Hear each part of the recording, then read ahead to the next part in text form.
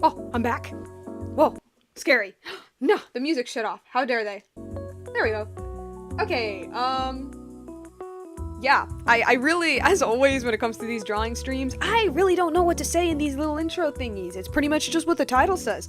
I want to try to finish at least the rendering of the characters. I don't know if I want to do the background on stream, but we'll see if we even get to that. I don't know. Yeah. So I'm debating whether or not to change the music for this. Actually, maybe I might. Hold on a quick second. Hold on a quick second.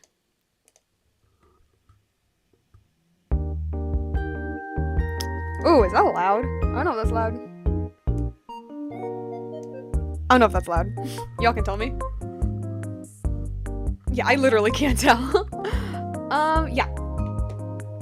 Okay. Whoa. So I guess we might as well just go to the scary little infinite void. Bring up my little drawing, and because Opera GX never works. All those ads on YouTube lied to me. Just because I feel really courteous, this is currently the stream music I'm using. I don't know. According to these people, they want to, like, show, like, hey guys, make sure that, like, you can use this in your streams, just make sure you have it here. So this is by Stream Cafe. What is this? A shopping spree. 1 hour cute music. How adorable. It still feels loud. I don't know. I'm gonna possibly put it like that. And trying to figure out, like, I don't know, fiddling with my mic a little bit. Okay. Demon FD says, buenas noches. Buenas noches. Okay, so, like last stream, we finally finished the coloring with these two characters. Honestly, I think when it comes to the background, I think I'm just gonna do that, like, out of stream, honestly. But I will try to get the at least rendering for these characters done. Demon FD says, how are you, Miss Peppermint? Doing pretty well. Okay, so first things first that I want to do is that I kind of want to fix a little bit the line art on... Actually, I need to move my mic a little bit. Hold on a bit, just a little bit.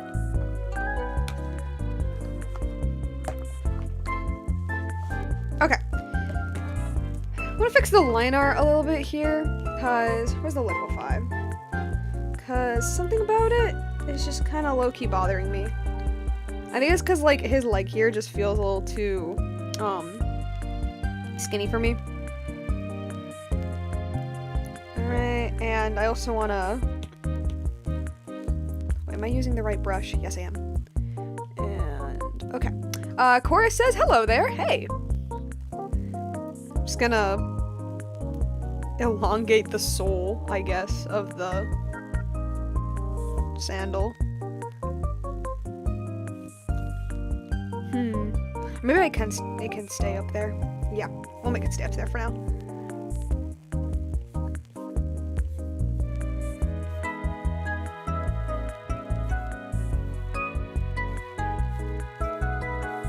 Okay. Oh, too big. Because it's nothing major, but it's just little line art things that, like, are just annoying me just a tad bit.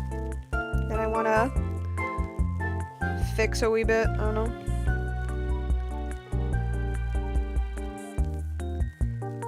And then maybe, like, this here. Emphasize the fact that this is, like, a platform type thing. And also...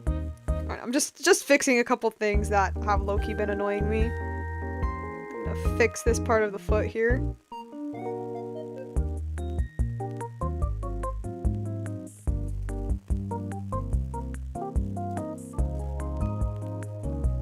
Oh, okay. It's like, yeah, I guess that works.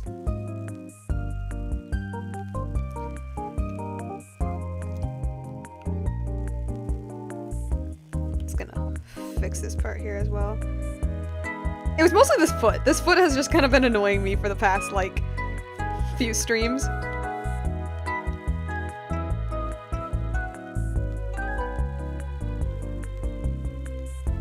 Okay.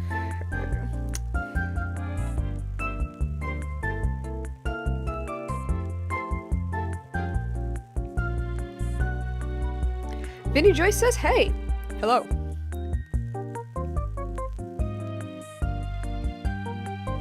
Also, if the music is too loud, or if, like, I don't know, the levels are a bit off, just tell me, because I cannot tell if the music is too loud. Like, they sound a little loud to me, but I'm not sure. Okay, that... I'm not liking it. Oh my god. Drawing feet is hard. Feet is so hard. What if I just leave it like that? No, I wouldn't...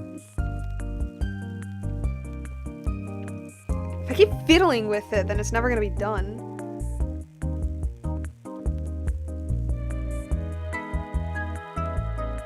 Okay, I'll leave it like that. I'll leave it like that. I'll leave it like that. If not, I'm gonna fiddle with it forever. Okay. And... Okay, coloring here looks good. Coloring here is messed up.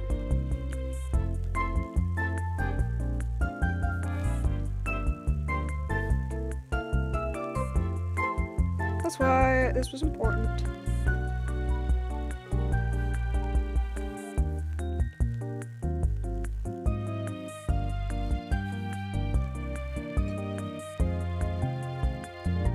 Okay, just get my other brush and fix these things.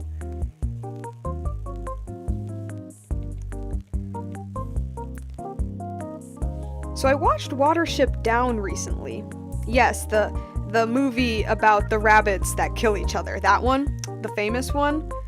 The one with that one gif of the scary rabbit jumping up to a dog. That one. And honestly, like, a lot of people say, like, oh, this movie is so, like, dark and disturbing, and it, like, messed me up as a kid, and stuff like that. And, okay, do I believe that it messed you up as a kid? Yes, actually, I do.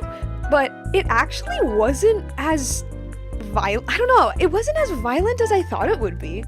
And, if anything, like, I actually really loved that movie. I adored it. Like, I'm gonna be completely honest. I cried at the end. Like, I actually cried at the end. Cause, like, I don't know, it actually surprised me with how, like, beautiful it actually was for a movie about rabbits that you see die. for a movie about, like, rabbits fighting and killing each other, it actually ended up being, like, a very beautiful... To me, it was a very beautiful movie, actually. And like I said, it wasn't as violent as I thought it would be. Like, okay, is it violent? Yes. Is it bloody? Yes, but the thing is, it's not as much as people say it is. Or, I guess, more accurately, it's not as frequent as you would think it is. I don't know. Watership Down is one of those movies that had such a big reputation for being, like, messed up and violent. It really makes you think that the violence is a big part of the movie, but I was actually surprised that most of the violence doesn't actually show up until, like, the last 10 minutes of the film. And even then, it wasn't as much as I thought it would be. Okay. Okay. What other stuff do I not like about you that I need to fix? It's this foot, man. It's this foot that's just, like, messing me up. This foot's messing me up.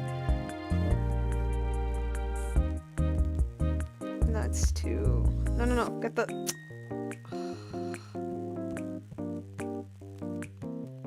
I don't think it understood what I wanted to do. Liquefy. Probably need to... Now, could I do this in... I don't know, something about it that's messing with me. I think it's just because it's like, it's too skinny. I think that's what it is. I think that's what's messing with me.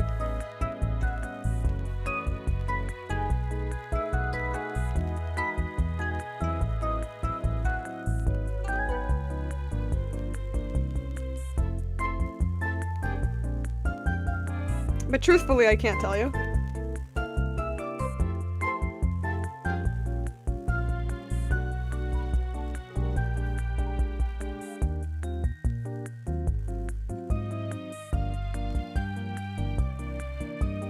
Oh, I guess I'll leave it like that. Okay. Now onto the colors. Okay, that looks fine. That still needs to be fixed. What's this? Gojira Guy says hi. Hello. Welcome to the stream. We're just chilling. We're just doodling. Normal art stream stuff. I was talking about Watership Down, and then I started talking about how much I hate this foot that I drew.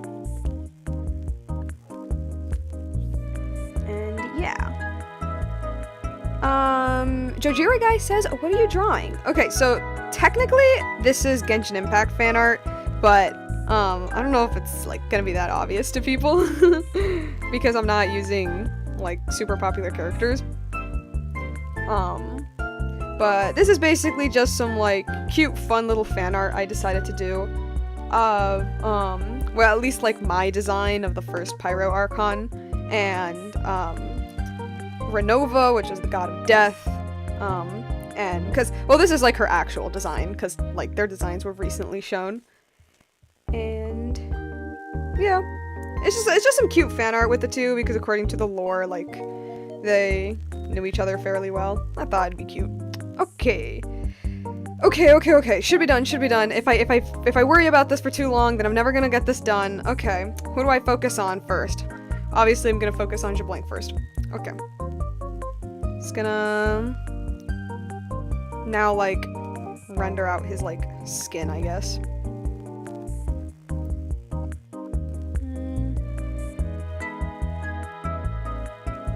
I don't know, something about... maybe I'm just crazy, but something about this is, like, starting to, like, mess with me, and I don't know what it is, but it's starting to mess with me. I don't know, I think I'm at the stage of drawing where I'm like, this is terrible. I think I'm at that stage. Like, this is terrible and awful and no one will like it. Ugh. Keep going. That's my solace right now. Just gotta make sure I'm... Do I use this one or do I use this one? Because for this, I'll use this one. Gonna make sure I got his skin.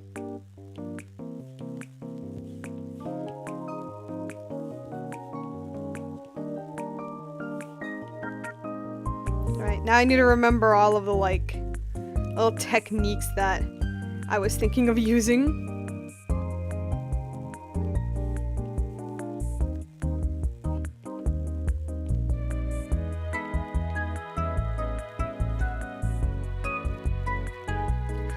Penny Macaroni says, hey there, hi! Welcome to my little stream. Be here.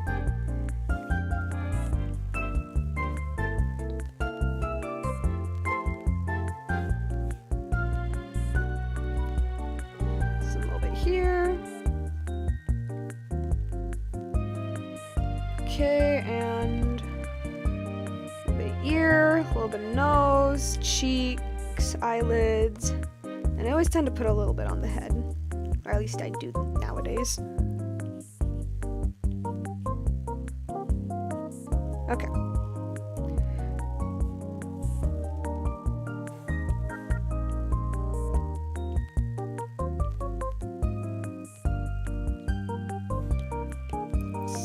Fix this one. Jojiro Guy says, so who exactly is this? So this is at least like my interpretation of Xbalanque, which is in Genshin lore the first Pyro Archon. Basically, the first god of war. How do thigh muscles work? I should have thought this through, but I did not. I'll leave it like that for now, I guess.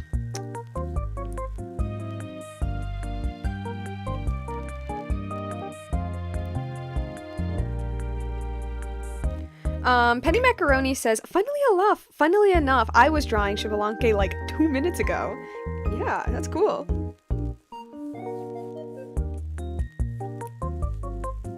I don't know, his character, well, his design, I guess, that Genshin offers us is it's a simple enough design that you can make like a million interpretations of it. I took a more like literal interpretation of it. Like there's some people who decide to add a lot more like bells and whistles, you know, as per Genshin designs usually are, but I'm too lazy. I took a more like, oh, okay, half-naked man in a loincloth, got it. I went more with that direction. I think it would be like here. Right? Is that how muscles work, or am I just gonna have to remove this entirely? Maybe this was a bad idea. I don't know. I'll leave it there for now, I guess. I don't know. We'll see. We'll see how that goes.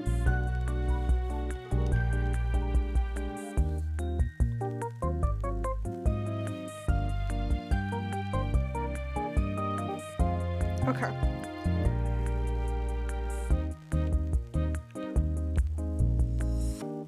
With this, I'm just gonna lower it down. It's just meant to be like a subtle, like, you know, just to make it look like he actually has blood flowing through his body. Actually, some here as well.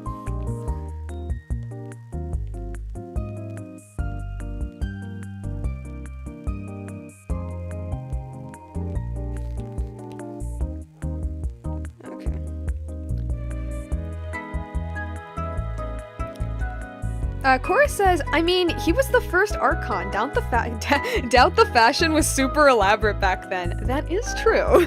That is true. There's just also the fact that, like Mayan/Aztec clothing wasn't very, it was very simple. It was very simple. There wasn't that much going on. Which, I mean, makes sense because when you live in an area that's like a bajillion degrees hot, and it's not even like a normal heat, it's a humid heat, right? It's a humid heat. It's not like the desert, it's like jungle. Yeah, when you live in areas like that, you kind of want to not wear much. Because trust me, whenever I go and visit family in El Salvador, like, my entire getup, I'll just make a new layer. This is hold up.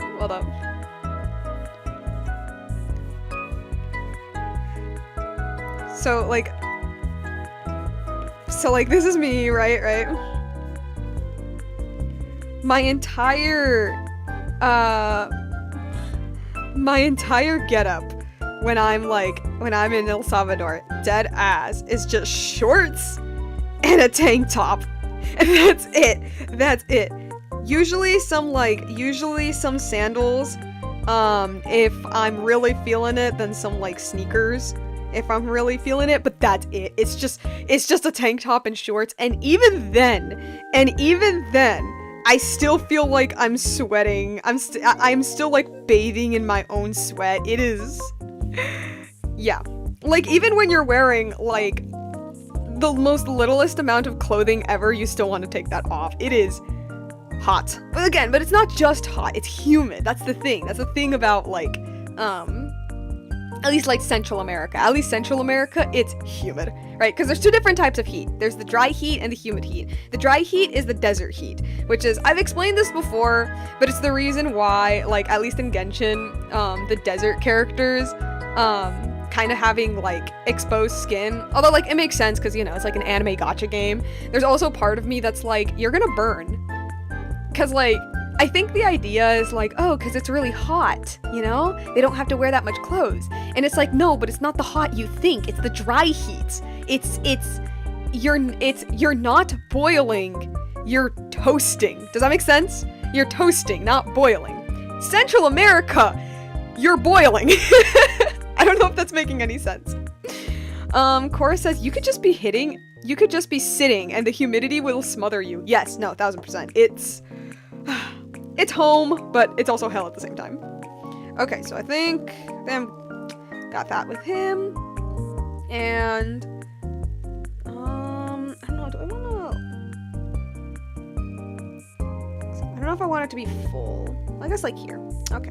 Combine the hair down. Purple Scarf Cake says, I just get annoyed when it gets hot here in Arkansas. Or Arkansas, or however you guys pronounce it over there. Yeah. Okay. I'm just gonna...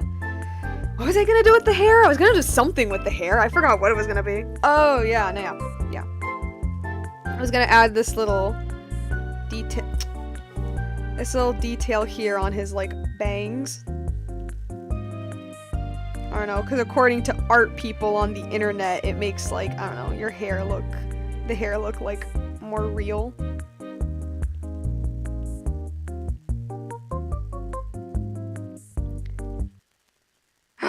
No! Hold on a sec. No, it's an ad! Ugh. Moment this summer. Mazda has Disgusting. more 2025 IIHS.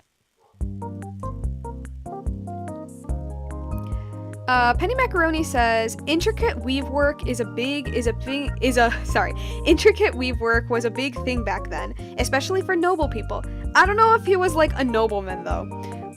In my headcanon, because a big part of his story is that he was just like a normal guy, or at least like that's how they portray it as. That he was just like a normal guy. In my headcanon, personally, my personal headcanon is that he was just kind of like an average dude in whatever tribe he was from, and after he defeated Shwiakalotl and became the Pyro Archon, that's when he gained his like noble status, because he wasn't just Archon, he was also king.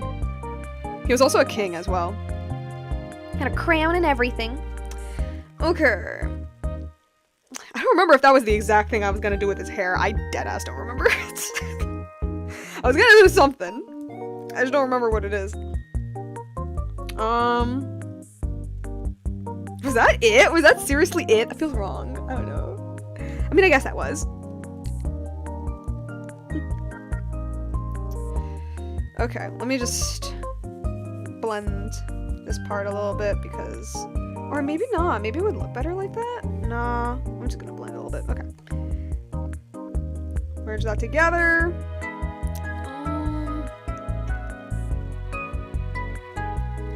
Seeing if... Whoops, no. I mean, that should be fine, right? Yeah. Okay. Merge that. Okay, merge all of the colors together. Boom. Got that down. Alright, and then finally... Not you. No. Just remove Shablank from here. Wait a minute, this is just your face! I don't really have to do anything with that. It's just your face. Because you're super duper pale and you look like you're dead. Which, I mean, I guess it makes sense because you are the god of death. But I'm still going to give you some blood flow, even though you probably don't have blood. I don't know. I don't know. Do the shades have blood? These are the real questions. These are the real questions we need to ask ourselves. Do the shades have blood?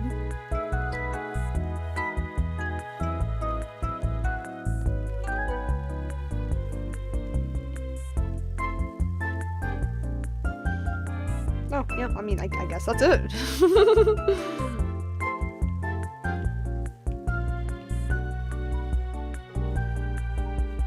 Not that much afterwards. Just don't want it to be, like, too... Good enough, I guess. And the rest of the clothing, I guess it's fine. Why did I separate the hair? I separated it for a reason, but I do not remember why. Other than it being for the little, like, skin part. That's, like, the only reason I can think of. Ah, but she's so pale, you can barely even see it anyway. You can barely see it anyway. Well, what's the point? Whatever, I'll keep it on anyway. I don't know if that'll even do anything. Whatever. I just hope I don't, like, shoot myself in the foot by doing this.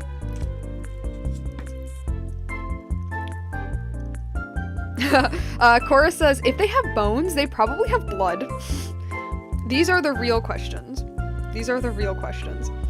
Okay.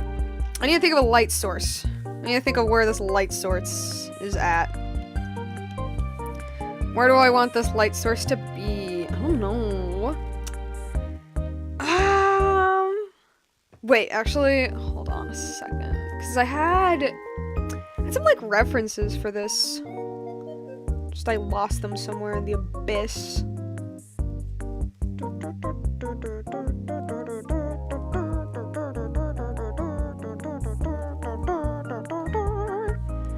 Okay.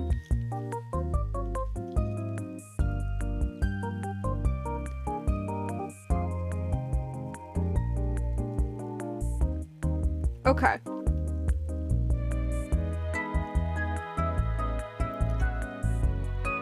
I think my idea was either the light source being like emanating off of him. Either the light source emanating off of him or the light source like somewhere here in the middle. Which would technically be like, which would technically cast both of them in shadow, leaving only these parts like light. But I think that makes it look too dark. This is supposed to be a bit more cuter, lighter. It's supposed to be cuter and lighter. What if he is the light source? Shablank is the light source? No, that sounds dumb. Or maybe the light source could come off from like here, so he's still like mostly in shadow. Well, not mostly, but there's still like a shadow on him, while Renova is like mostly in shadow, except this part. How does that sound? Still with like a shadow here, of course. Obviously down here.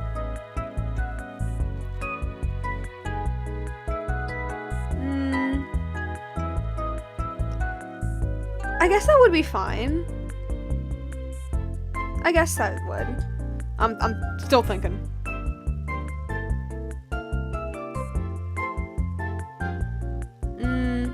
I guess I'll go with that.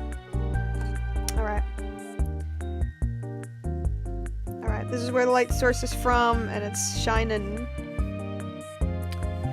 Shining like that.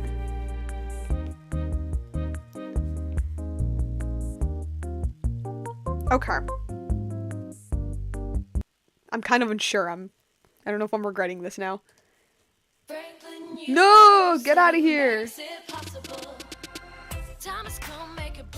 Thanks. Okay. That's what I'm going for. I'm gonna lower it a wee bit. Okay. Yeah, might as well just, like, instantly jump onto him. Alright, what color is my light source? I mean, what color is my shade gonna be? Do I want to go with basic bitch purple? Do I want something different? I don't want it to be red. Nah. Or, no, but red's easy. You know what? Like, sure, we'll make it red. Maybe like a little bit of orange. A bit more of a fire effect, I guess. Or maybe like a pink. Actually, maybe a pink might be better. We'll see. I don't know. My art process is basically a bajillion. I don't know. If there's one thing to take away from my art streams is like, wow, Pep, how do you draw this? Oh.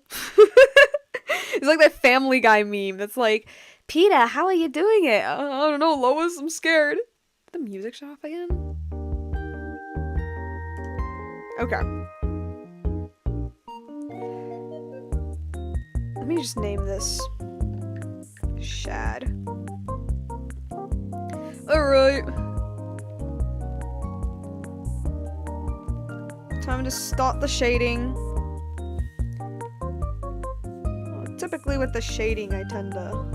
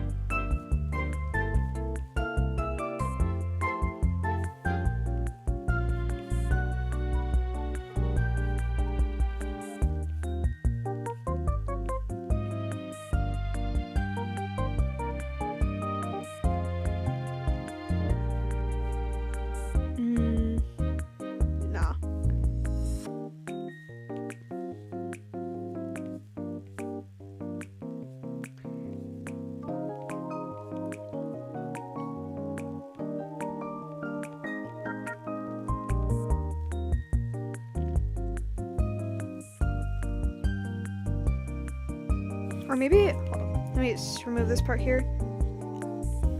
Because I'm gonna actually move this down here. So it doesn't bother me like as much.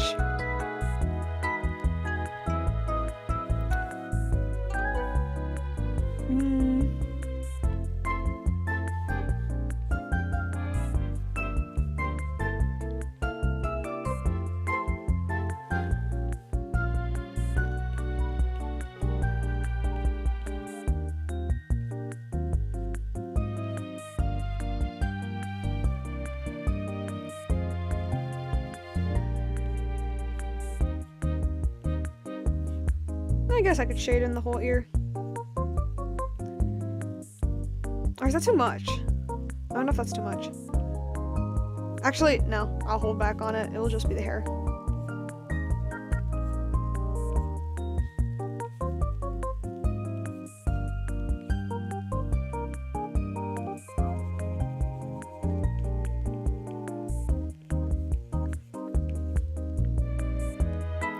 Trying to figure out like a good, like, I don't know, shape for this.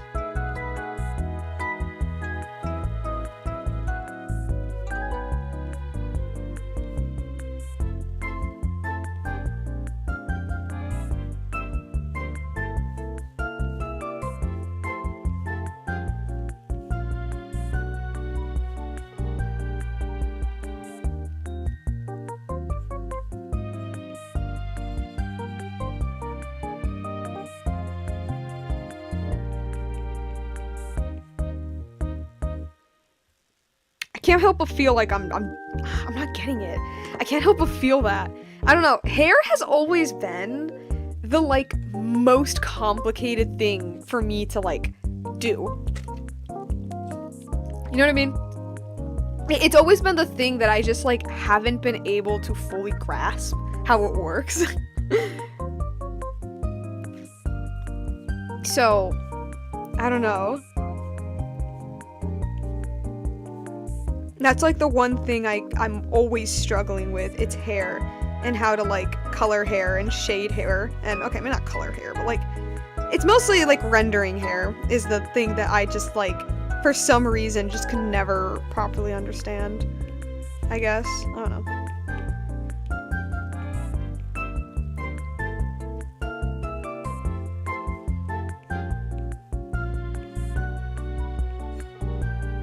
Okay. This, of course, is in shadow.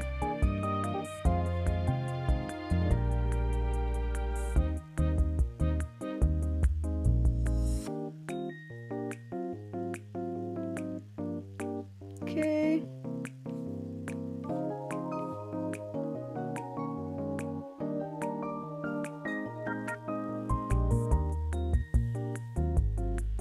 All right.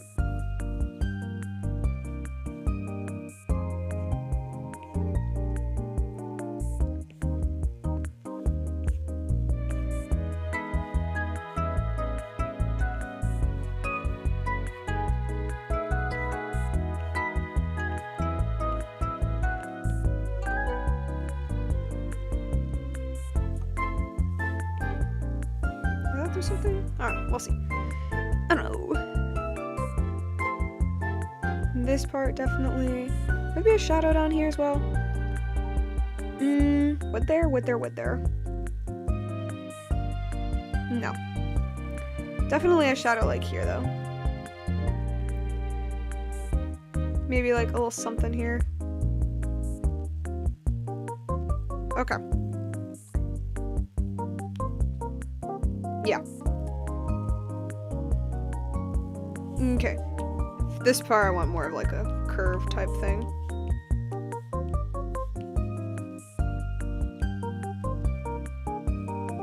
Or, I don't know.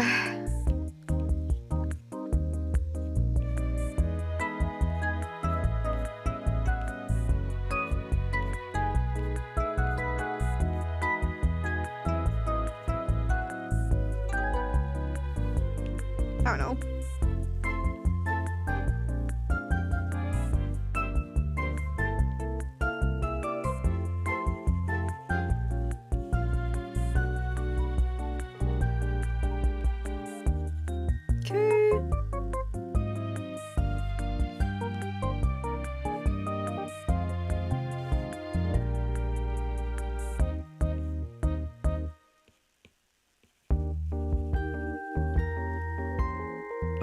Alright.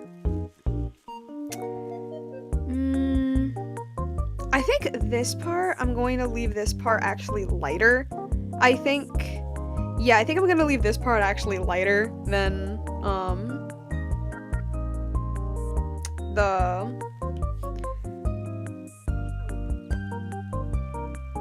I don't know, probably for some, like, depth or something.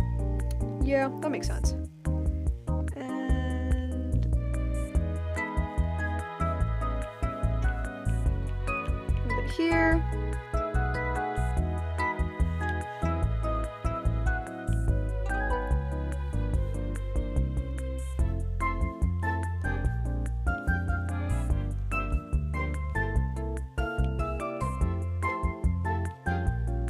Okay.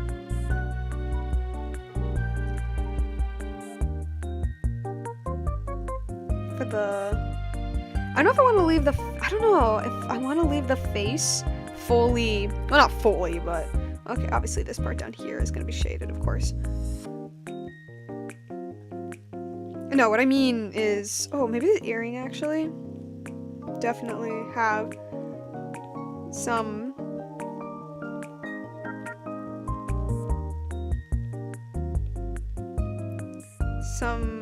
shaded area. Definitely. I mean, I guess this one as well, but maybe not as much. I don't know. I'm debating with the face if I want to, like, leave it how it is, or if I want to shade in, like, this entire spot. But I feel like if I do that, then that would also mean that I'll have to...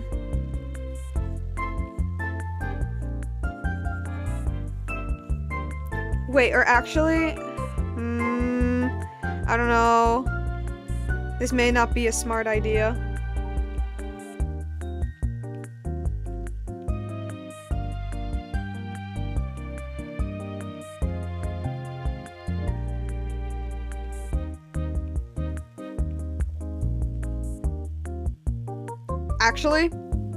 Actually, maybe, just maybe. I don't know. Maybe that's not a bad idea. Maybe this is fine. Just maybe. Oh, shoot. Oh, shoot, I missed some people talking. Oh, crap.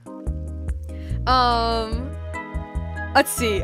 Chorus says thematic lightning. Penny Macaroni says sun guy and his corpse friend. Yes. Chorus, quote, I don't know. So real, honestly. No, literally. Lauren's XX says, whoa, it looks so good. Thank you. Koopa70 says, hey, how's it going? Doing pretty good. Chorus says she's too locked in for drawing. I don't think she can see us. No, I didn't see you guys. I'm sorry. Obsidian says hashtag make the internet free again. And Koopa says, alright, I think I'm leaving. Oop. Oh well. Okay. Got that part done. I think with this, I'm probably gonna shade it like that, I guess. Yeah. And then I'm going to leave the inner part to be like, to have some sort of like lighting effect on it. Okay, well theoretically the whole thing should be shaded actually, but like, as for now. Maybe I should start doing the hand.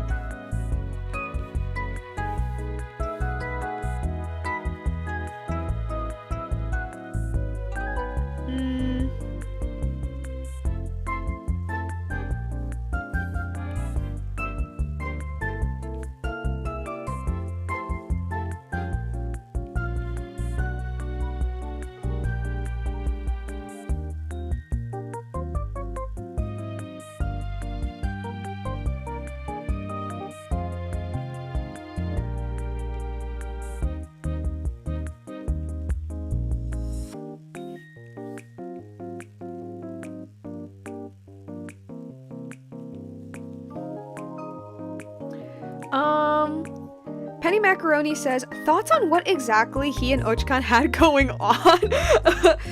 Thoughts on what exactly he and Ochkan had going on? You didn't say in your video.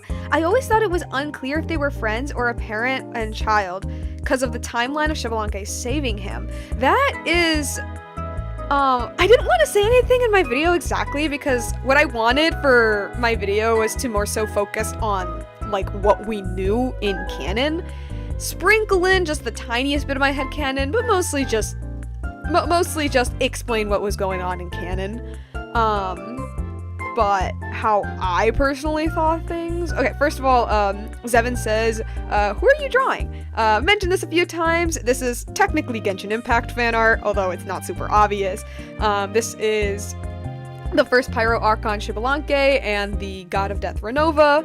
In the lore, they said it's said that they like knew each other in the lore, so decided to do some cute fan art of them. Now what I interpret their little thingy. So my trashy fandom side says Ochkan was just like enamored with Xbalanque, like probably had like a massive big boy crush on him. That's like my first knee-jerk reaction, mostly because like in the letters that we read, the letters that you find that Ochkan wrote, like every time he mentions Xbalanque, he mentions him with like such overly obsessive reverence, right? However, honestly, I think their relationship could definitely be interpreted in many different ways. But how I personally saw things, how I personally interpreted it was that Ochkan probably had, if not a crush, then definitely some massive admiration / devotion to an unhealthy level to Xbalanque. And personally, I always had the idea that Xbalanque saw Ochkan as, because they were friends. They were part of the same like friend group, right? So they obviously knew each other. I personally think, again, this is just how I interpreted things. I think Xbalanque saw him more as like a buddy or probably like a brother type character. Mostly because Xbalanque knew his dad. I don't know if I'd go as far as to say he was friends with Kukulkan, but he definitely knew Kukulkan, worked with Kukulkan. I am going to assume was taught under Kukulkan, just the fact that Kukulkan was also like a teacher of sorts. And so, at least in my headcanon, Xbalanque and Kukulkan probably had like a mentor-student-ish type relationship, or at least some sort of partnership. And because Ochkan is the son, like, I kind of imagined them having a bit of like a brother type thing. Well, that's for like Xbalanque's side. But the thing is that it's really up for interpretation, because all we really know in canon is that they were friends. And Ochkan was just like absolutely completely obsessed. Now as for timeline, that's pretty hard to say, cause I always assumed that Ochkan was imprisoned by the dragons for a long time, honestly. Like, I always assumed he was imprisoned for like most of his— okay, bro was parasocial. Low-key, yeah, it's a little bit what I was— yeah. Well, not completely parasocial, because they did know each other personally, but you know. Yeah, but for Ochkan's age— okay, so see, because Ochkan didn't spend his whole life imprisoned by dragons. He spent most of his childhood like in the tribes. My theory is that it's the Masters of the Nightwind. He did spend most of his childhood in the tribes, and Kukulkan, like, did raise him in the tribes, right? Whether or not he was in a human disguise or not, I don't know, hard to say. I don't think they ever really mentioned that.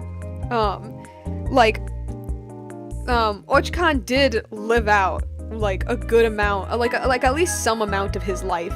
Just, like, normal, I guess. And it wasn't until some time later that, he was brought to the city in the volcano, and then he was brought to the city in the volcano and then imprisoned and experimented on and yada yada yada. So how I always kind of this is my personal interpretation. If you think it different, that's completely fine. The fact is, we don't know.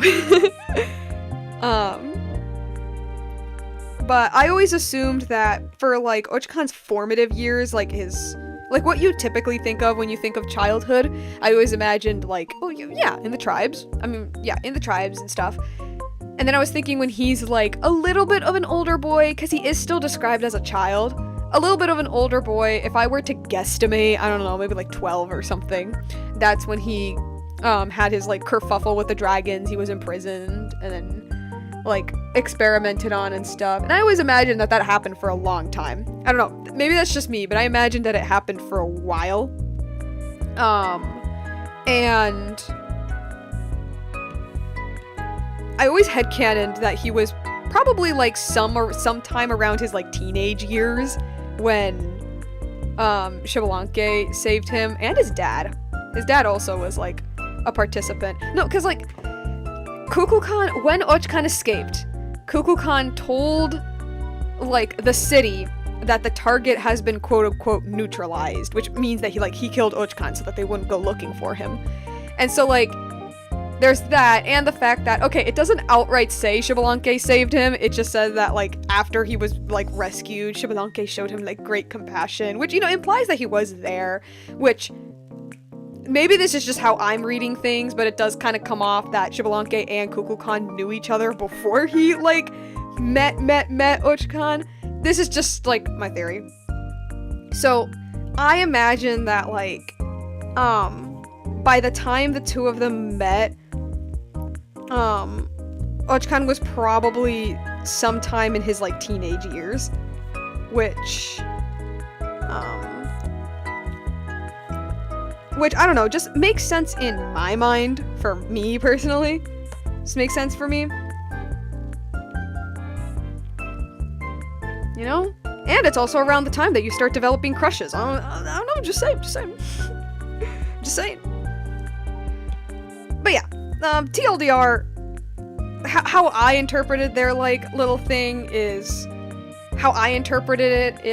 Ochkan either had massive, very unhealthy levels of adoration for Xbalanque. In my head, it's romantic, but it could also not be. It's just, like, an insane amount of adoration. And for Xbalanque, I always imagined it to be I'm Dr. Get out of here. As Leave. a patient at Kaiser Permanente, you have access to care at your fingertips. With 24/7 virtual care, you can Kaiser, see a I love doctor you, but like, anytime from anywhere in don't the disturb country. me during my Learn stream. Get more out of here, at snipping tool. I clicked on you by accident. Thank you. But for Xbalanque's perspective, I always imagined it to be like either like a buddy friendship or an older brother type thing. Mostly because, like, in the few times we hear Xbalanque speak, or not even that, just, like, in the lore in general, whenever he's brought up, Ochkan is very rarely important. Is very rarely important, and again, this is just how I'm reading things, but it kind of makes me think that Xbalanque was Ochkan's entire world. Meanwhile, for Xbalanque, it probably wasn't the same. Again, that's just how I interpreted it. You could take it in a million ways. Penny Macaroni says, yeah, exactly. I always thought it was Ochkan having daddy issues because Kukulkan was a shitty dad. I thought they busted Ochkan out pretty shortly after he got captured, like a few months tops. It's hard to say. Yeah, they never properly explain that. The reason why I think it's years, the reason why I think that is, the reason why I think that is because, well, okay, this is gonna, it sounds probably a little dumb because this is Genshin Impact we're talking about, aka the same game where we have little kids fighting. But, like, after Ochkan was rescued, he joins Xbalanque, and then they form a little friend group and they have, like, the war with the dragons.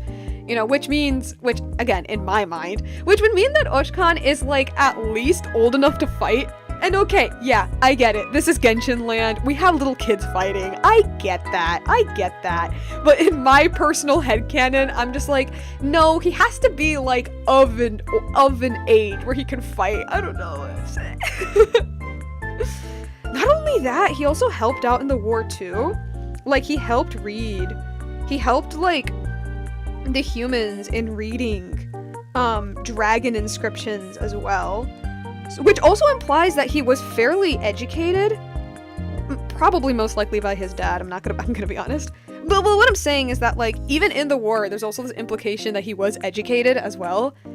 Which also kind of drives me away from the idea that he was, like, really young. Or at least, like, a kid. I don't know. But again, this is Genshin Land. This is just kind of how I'm interpreting things. Penny Macaroni says he was half dragon, though. No, yeah, but like, I don't know. I always assumed that the dragon inscriptions still had to be taught. I don't know. Do they ever mention that it's like, he probably ages differently? Probably, yeah. I don't know. I always assumed that he just, like, I don't know. I always assumed that he aged pretty, like, averagely for a human. And if there was any, like, dragon aging thing that he had, again, this is just my thoughts. I always assumed that, like, any sort of, like, dragon aging stuff that he inherited was probably, like, immortality. Well, immortality in the sense that if nobody kills you, you're fine. That kind of immortality.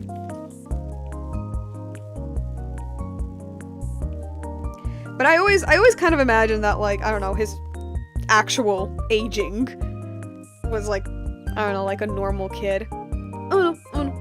Just a thought. But obviously, like, we don't know.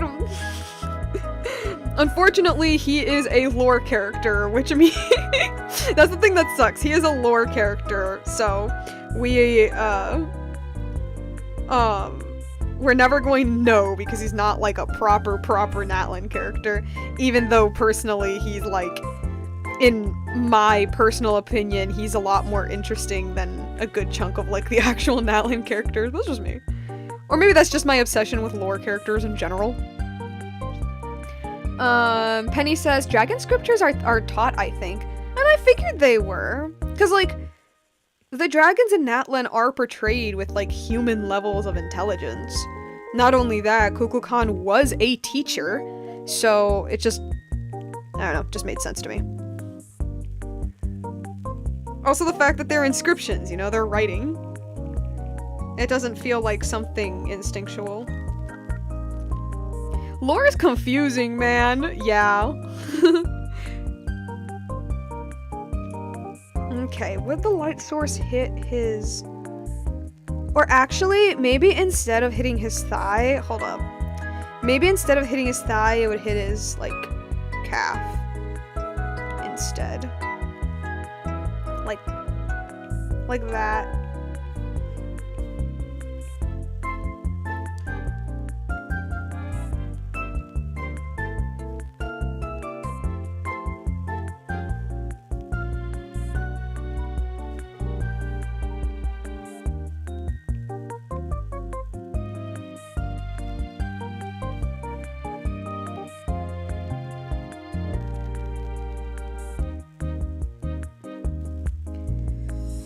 Wait, actually, no, go back. Maybe the shadow could, like, end here instead. But, yeah. I won't lie, though, I'm also putting my own personal, not only interpretations and headcanons, but, I mean, yeah, that's basically it. Putting my own interpretations and headcanons. I'll admit, you know, I had my own little, like, interpretations and headcanons for, one of the characters in, like, Xbalanque's friend group, and I haven't played it yet, but I really need to. But apparently in the new Natlan Archon quest, we got some, like, stuff that was revealed about, like, the 13 Dragon Princes that completely, like, changed everything I thought that they were. So I can't wait till I play that. Next week, hopefully. Next week. Okay, and of course, like this part here. Yeah, this one could probably stay in more. Okay. And maybe, ooh, okay. And maybe like the shadow goes like here instead.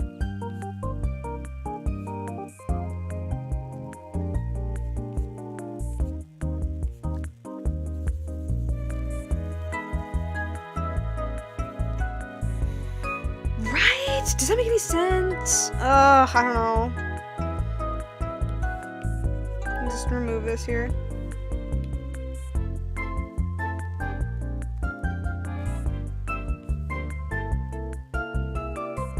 Maybe like that? I don't know. Cora says 13 princes. That's a lot of crowns. That is a lot of crowns. Penny says MFs be called Dragon of Scented Candles, and we're out there being being complicity on a house tyrannical BS. I find it so funny, like a house joke, I guess, where he's like, I'm this like incredible dragon lord, and like nobody takes him seriously. But like I freaking love it because he's not lying. I just think that's super funny. That like nobody takes him seriously, but he is not lying. Like everything he says is true. I don't know, it makes me laugh. It's funny to me.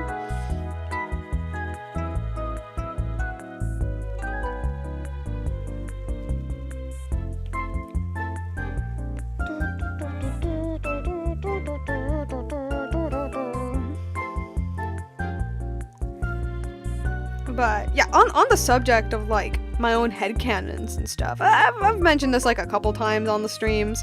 But I am currently drafting a Natlin fun fiction that I would absolutely adore to like I would absolutely love to like read to you guys. Although that would probably be like the like the fourth one.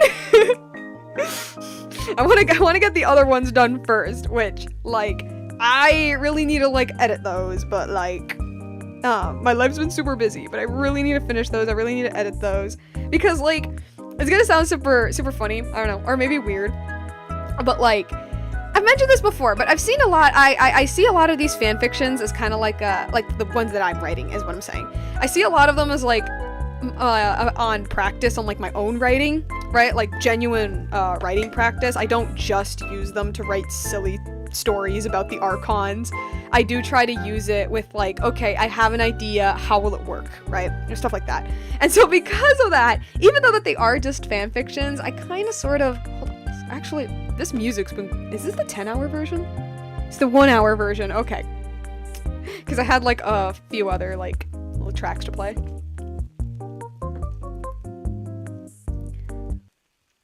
Bruh. You don't have to be a VIP Oh, to get hi. more than just savings with It's the Geico Every Gecko. customer gets 24/7 fast-friendly claim support. One thing I love about Geico is just how these people spend literal billions of dollars on advertising. And like, let me pose y'all a question. Everybody knows Geico, right? Everybody knows the ads. Everybody knows the gecko. How many people do you know that actually use Geico? Like the insurance, like as an insurance.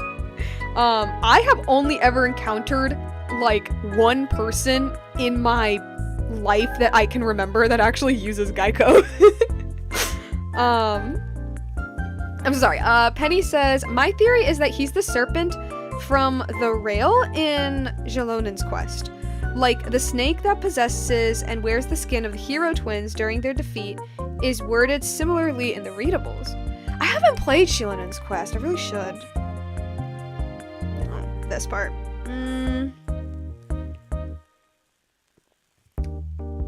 With this mostly being a shadow. Yeah, this would mostly be in a shadow. This here. This would be in shadow.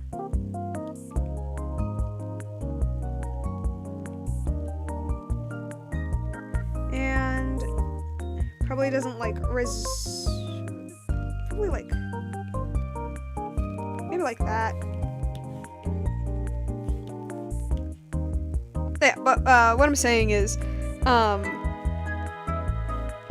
yeah, I use it as like genuine like writing practice for my own bigger work. You know, for example, that Robin Hood manga that I should seriously get started on, seriously start drafting. Ha ha. That like I'm still technically in the research phase, even though that research phase should have ended a while ago. And I should have been well into the drafting phase. Penny says, also possession stuff fits a house BS with Kinich. My guy is so underutilized. Honestly, Kinich, I like Natlan, but Kinich is honestly Kinich is honestly like an example of how much Natlan like was rough. Like it had some rough stuff, and Kinich is one of them. Cause like Kinich isn't just a character, right? Okay, I mean, he is, but he was, like, part of the main trio, right? Of, like, Mualani, Kinich, and Kachina. And I'm not saying that, like, Mualani is such, like, a deep and interesting character, but, like, my god, at least she was, like, there, and we got to talk to her, and know her, and visit her tribe, and Kachina was the same. Kinich was just kind of there until he wasn't, and he like barely spoke at all. And it kind of sucks because I thought he was cool, and so I rolled for him. And now there's like a tiny part of me that's like, I don't know if I regret that. But, yeah. Okay. Okay, I think I got most of his like shading down. Let me just fix this elbow part here because I am not liking it very much. Maybe like that. I guess it works. Do I? No, actually, they'll be in the rendering. Okay. I think the one thing I'm like thinking about is like for the thigh area. Unless I just do it like this.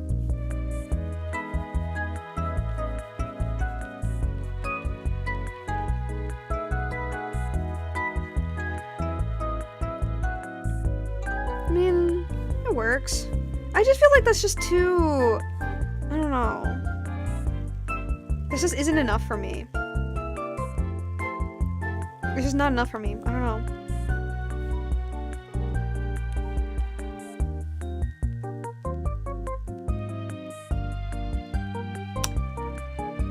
Huh. Or maybe instead, it should just be the thigh. Like, it shouldn't be the fabric underneath. Oh, music ended. This is the story of the One. As a lineman, it's his job to keep the power on. That's why he chooses Grainger for professional grade products and next day delivery, so he can rise to every challenge. Call, click, or just stop by. Grainger, for the ones who get it done. Okay, let's move on to the next one. What's this one called? Sleeping Forest. Really cute. These are all by the same channel, by the way. Cora says, so much of Natlan could have been done a lot better. All that time for average. Yeah. And like, from the, some people, let's put it, I apparently found out that Natlan actually has quite a few fans, very passionate fans, which is good, which is awesome, but at the same time, I also feel like it hits the problem of like, I am so happy that you like this region so much. I love it too. The Little One quests, seriously, like, the Little One quest alone made Natlan go from, like, a pretty alright nation to me to, like, it became like my next obsession. Like, I loved it so much after that. But, like, that doesn't mean that Natlan doesn't have any problems, and it has quite a few problems, and, like, they're not really problems that we unfortunately can just ignore, you know? And this feels loud. Is this loud to you guys?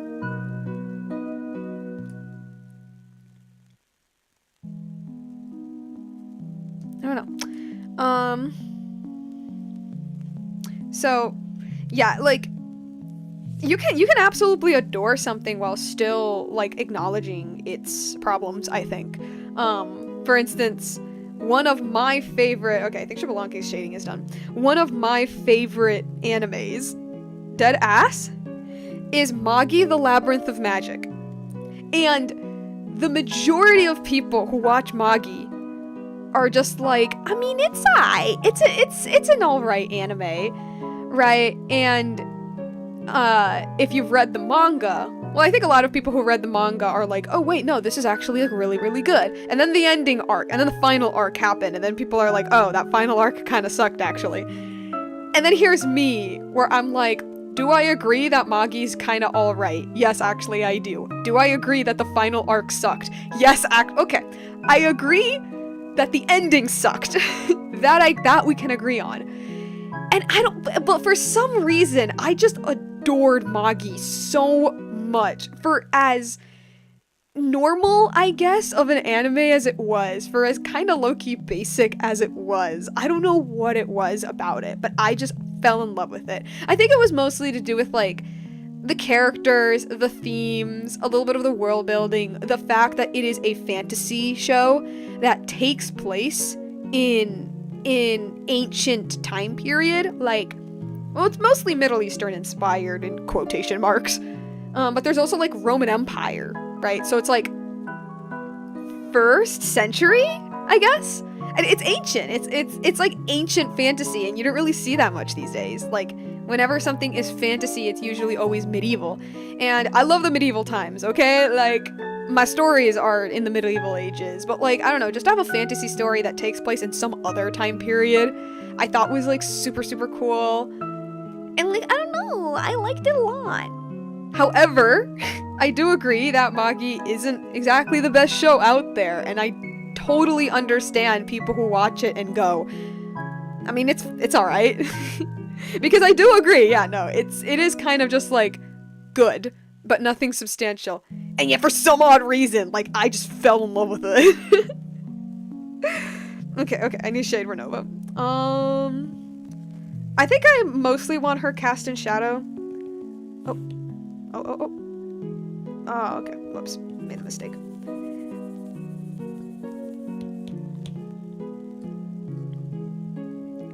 But I accidentally went a little bit off topic. I was talking about my dumb little fix.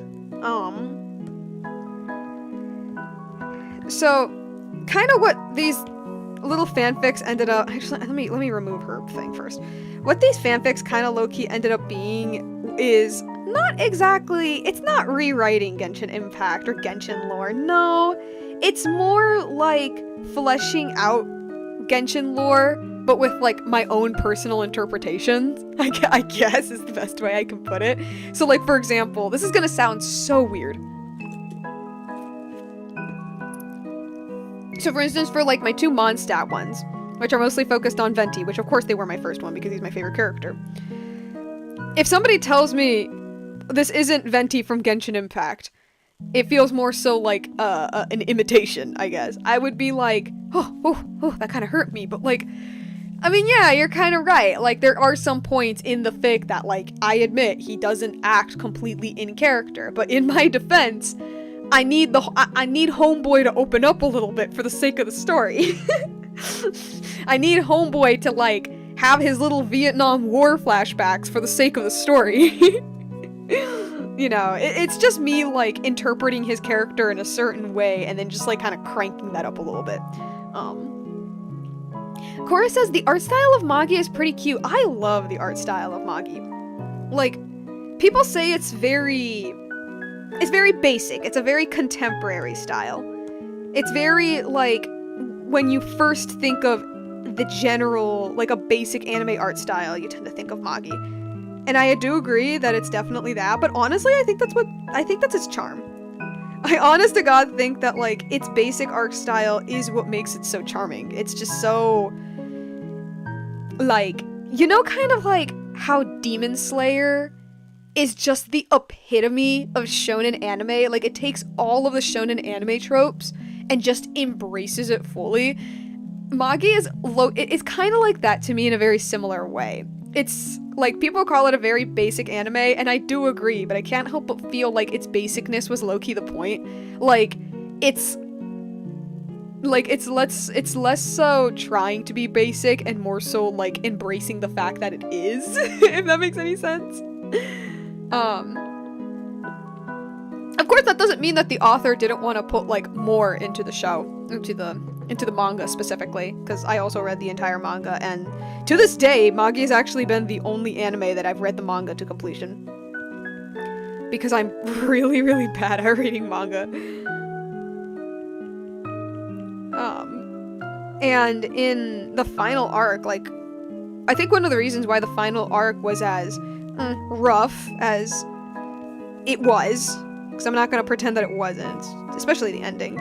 I think a big part of it was because the author, basically, like, her manga was canceled, Magi was canceled, and she only had a specific number of chapters, like, to finish up her story. And there's one chapter with the character of Judar, which for most of Magi, he's kind of like a villain. However, he finds out that he has, like, memories of, like, his old family, but he doesn't, like, remember it too well, big stuff like that. And he doesn't, not necessarily a redemption arc, but he does kind of, like, soften up a little bit over the course of, like, the manga. And in the final arc, there is a scene where you see him again, and he's even more, like, softer and toned down than you've seen him before. And he talked about how he went to, like, his old village and, like, learned about his parents and stuff like that. And it was so obvious that this was, like, a plot point that the mangaka wanted to touch on. It was clear that the mangaka wanted to have, like, at least, like, a mini arc of this character, like, learning about his past. But because her manga was canceled, she couldn't really do that, and so it was just a cameo. It was just a, hello, I'm better now, X, Y, and Z happened off screen. And so that's why I'm also, like, kind of a little bit forgiving, especially with Magi's ending. Because yes, I do agree that the ending sucked, but at the same time, I also can't help but feel like I can't help but feel like maybe if the author was actually given, like, the time she needed, it probably would have been better. I don't think it would have been amazing, I'm not gonna lie, because my issues go beyond just goofy writing with the final arc, but I definitely think it would have probably been better written. Chorus says, trying to get the complete series of a relatively obscure manga is so difficult. Dude. Oh my god. Okay, it wasn't Magi. I could find basically the entirety of Magi. No siree.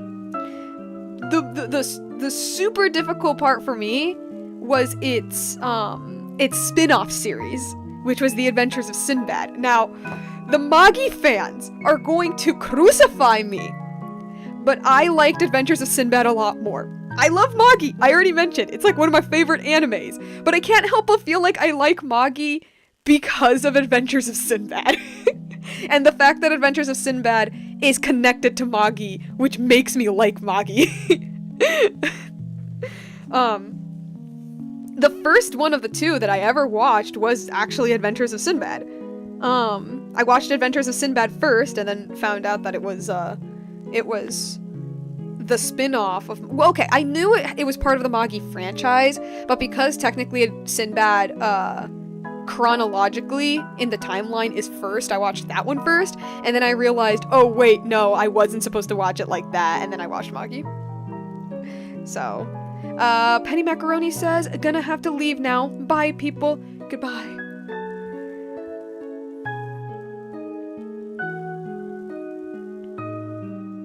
I think with her hair... Yeah, okay. Probably gonna leave it like this.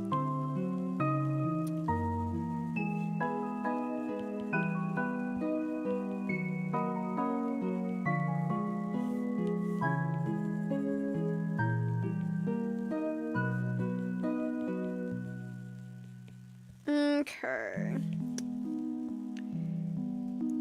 And then for here... Yeah, probably just the same. But yeah, one part that like low-key was like a little sad for me was like way back when I was still like super when I was still like my entire world revolved around Magi for a hot minute. I decided to look up some reviews of Adventures of Sinbad because as I loved Sinbad. I like it more than the original series. And a lot of people did not like it. A lot of people were like, nah, this anime sucks. This anime's trash, blah, blah, blah, blah, blah. No, see, for context, by the time I read these reviews, I have read at least most of the Adventures of Sinbad manga. Finding translations for the final few chapters was hell. But at least in my mind, I've basically read the entire story. And these reviews were more so on the anime specifically, the anime that was on Netflix. And a lot of people didn't really like it very much. And the main criticism that people had for Adventures of Sinbad was that Sinbad, because he's the main character, was that Sinbad is kind of sort of like a Mary Sue who's just kind of like defeats everybody around him and like he gets whatever he wants and okay, yeah, his parents die, boo-hoo, but that's just kind of like fantasy hero 101, right? And the worst part is that I do agree with them. Like, I do agree with them. For this section of the Sinbad manga, yeah, no, the story definitely comes off that way. The story definitely comes off as, Sinbad is just kind of a character who gets whatever he wants. I do agree. If the story was just season 1, and I really don't want to be that fan. I really do not want to be that annoying, oh, it gets better in the manga fan. But it gets better in the manga. Cause like, here I'm rambling as if y'all know, like, as if y'all know this, but like, here's the thing. Yes, Sinbad is, like, has it easy for the entirety of season 1 of the anime. That is true, and it's also just, like, the only anime, because after season 1, they just kind of stopped. Yes, it's true, that for that first season, Sinbad is kind of a Mary Sue. That much is very much true. But in the manga, the arc right after, and when I mean right after, I mean literally the chapters right after season 1 ends, like, it just destroys any sort of hope, and it just destroys Sinbad to the core. And then they spend the entire rest of the manga just kind of like beating him down and basically saying, like, you had your run as the idealistic hero. Now you have to face reality. And like, man, it's so good. And it's like, no, like, season 1 wasn't him being, okay, it is him being a Mary Sue, but it was him being a Mary Sue because it's developing an ego. He's supposed to be winning constantly so that he develops a massive ego. So then the rest of the manga basically slaps him in the face and tells him, no, the world doesn't work that way. It worked for you because you were lucky, but that's not how it's going to be most of the time. Life sucks, and if you want to achieve your goals to create your perfect little country, you're going to have to make sacrifices. Massive sacrifices that take a toll on his mental and physical health. But yeah.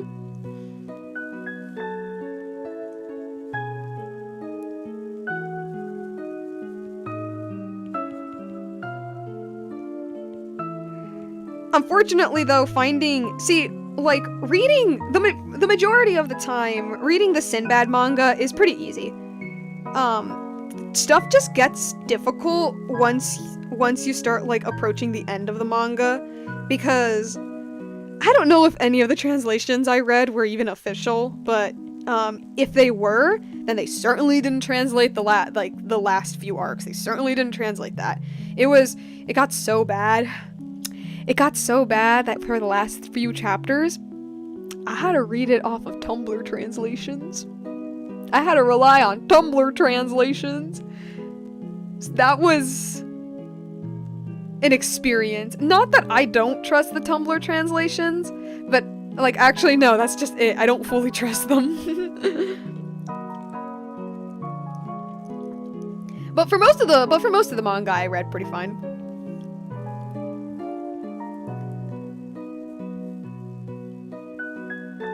Okay.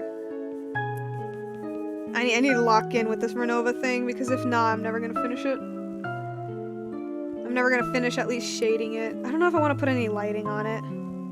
I don't think so, honestly.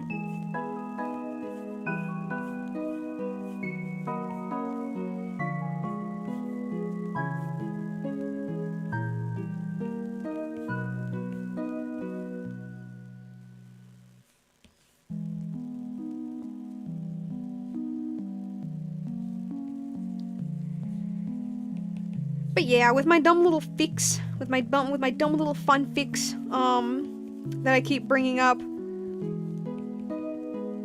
cause I kind of forgot to mention this, but with the like Xbalanque Ochkan thing, the headcanons that I mentioned are basically the headcanons that I'm like going for my story, which again is why like I want to put a little warning, right? That it's like, okay, if you disagree in any way about the way that I am like writing these characters when I eventually like read it out to you people, that's fine. That's completely fine. I'm just kind of writing two things.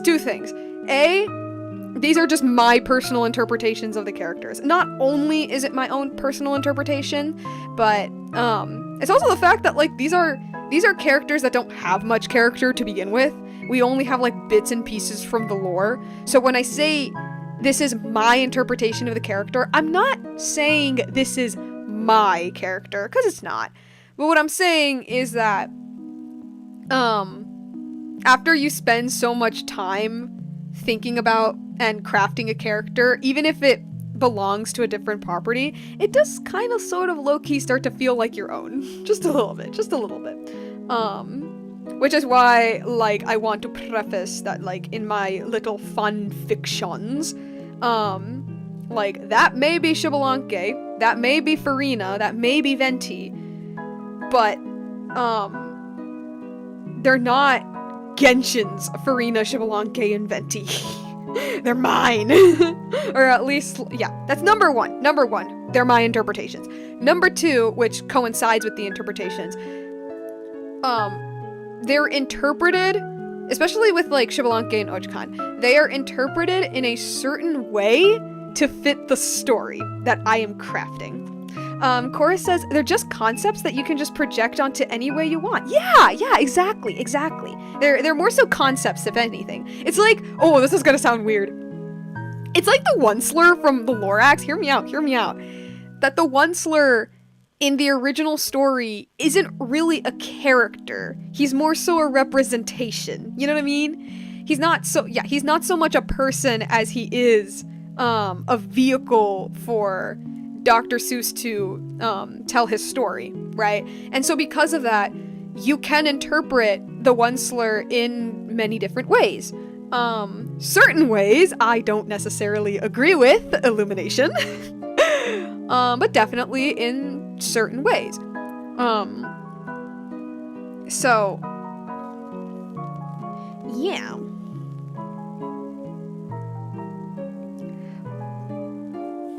But, yeah.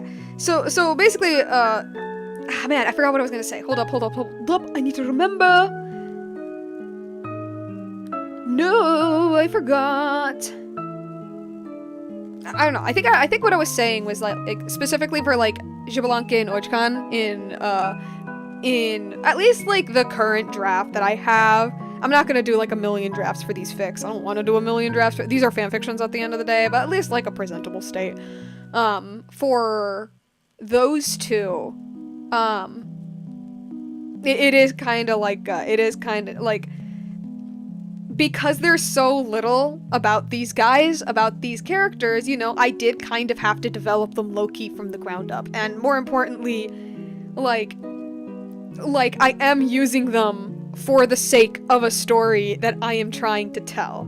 And, you know, obviously it's probably definitely not going to match. It's not going to match, Hoyoverse's, probably what Hoyoverse envisioned for them. Which, I mean, I want to try to stay as accurate as possible. I try to stay as accurate to the lore as possible, but quite simply, when there's not much to go off of, you just kind of have to do the hard work yourself, you know? You know?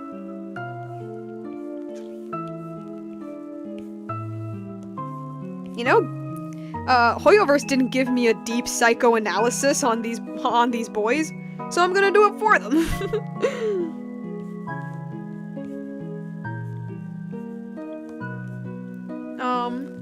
And yeah, I could say the same thing with, my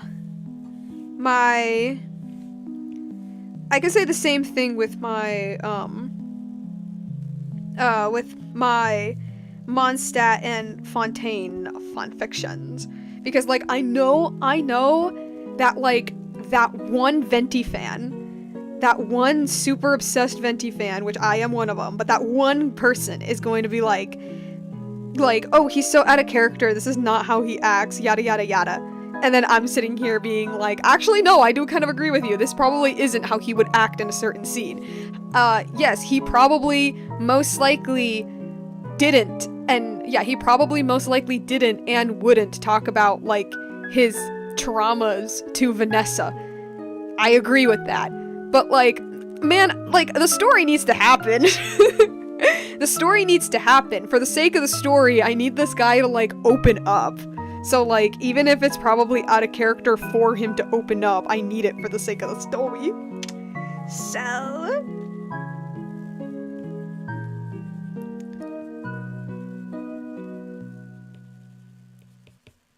So, yeah. Same with, like, my Fontaine thing.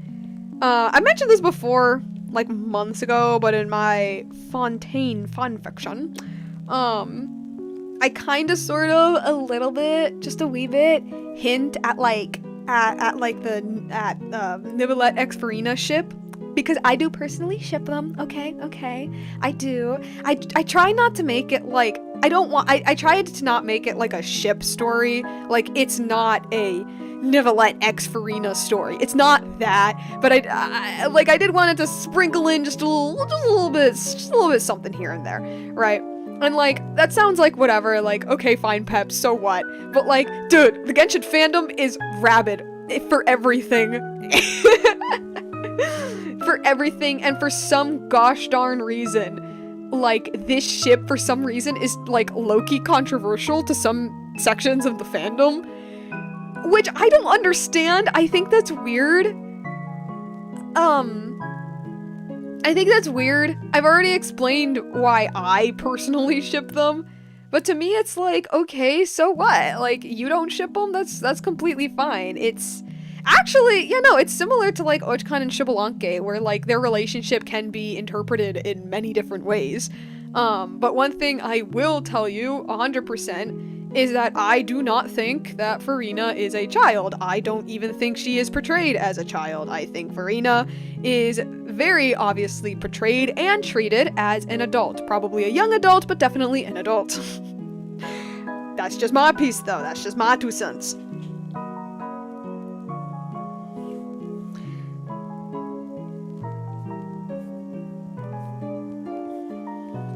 And so, basically what I mean is that, like, Cora says, platonic Farina ex Nicolette, that can be interpreted as romantic. That's how I always saw it. That's how I always saw it. Yeah, that's how I always saw it. Like, there's nothing confirmed, obviously, because gacha game. There's nothing confirmed, but I do think that there is enough, and I do think part of it is intentional. That's just my theory, but I do think part of it is intentional too. Like, maybe not to ship them per se, but definitely, like, it's definitely clear that they're close. And so, yeah. And so, yeah, no, I totally expect people to be like, Farina wouldn't do X, Y, and Z, or Nicolette wouldn't say X, Y, and Z, and I'm like, no, I get it, and I actually do agree with you, but it's for the sake of the story. Because the Mondstadt stories is mostly just kind of like detailing Venti's traumas and personal issues and stuff like that. The Fontaine one is more so about both these characters basically trying to find love for Fontaine. Because anybody who has paid attention in Fontaine realizes that Fontaine is basically hell on earth. Like, it's so bad. And it treats everybody just, like, horribly. And, like, here are these two divine beings basically forced to take care of a nation that, although may say loves them back, do they really? And it's basically them trying to find love in a nation so broken, let's put it. And to me, and like a big part of that narrative is the people, right? Like the people, they gotta kiss for the plot. Yeah. Okay, they never kiss though. They hug, but they don't kiss. They gotta kiss for the plot.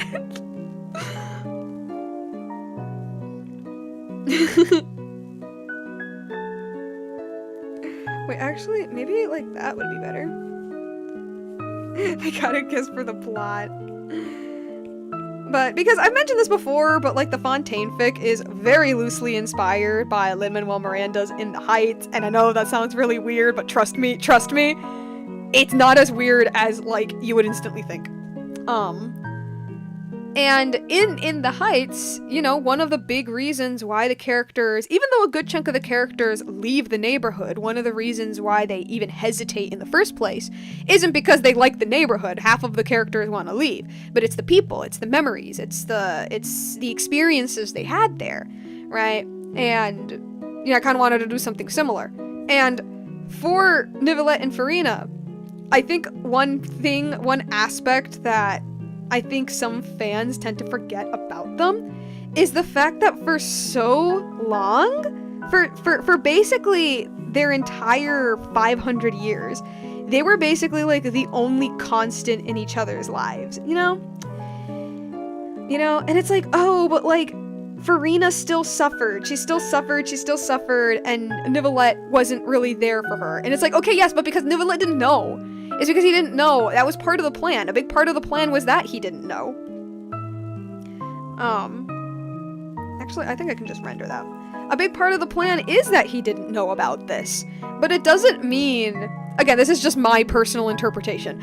But it doesn't mean that they still didn't have a connection just because he didn't know that, you know? And even more so, him not knowing, I mean, it was part of the plan. But, like, basically what I'm saying is, like, no, he wasn't there for Farina, but it's not because he actively decided to not engage with her. It's because he didn't freaking know. And the fact that because he didn't know, he just kind of saw her as kind of hysterical.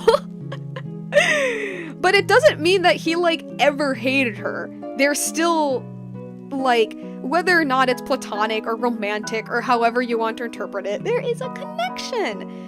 And because both of them are these, like, super socially awkward characters who don't know how to talk to people, like, I don't know, in my headcanon, even if you don't want to interpret it as romantic, like, I always imagine, like, no, they definitely depended on each other in some way in those 500 years. Because, like, if there's anybody in this world, if there's anybody in Fontaine that would understand me, maybe not my exact struggles, but understand kind of being alone in this nation, in this world, it would be that guy or that girl. I don't know. That's just kind of how I interpreted their characters, though. I really need to finish this shading. That's just kind of how I interpreted the characters, though. You know, like, yeah. Again, if you disagree with me, that's totally chill. It's totally fine, but it's for the sake of the plot, okay? They kiss for the plot. They kiss for the plot. Hold up. Yeah, I'll shade these parts down here.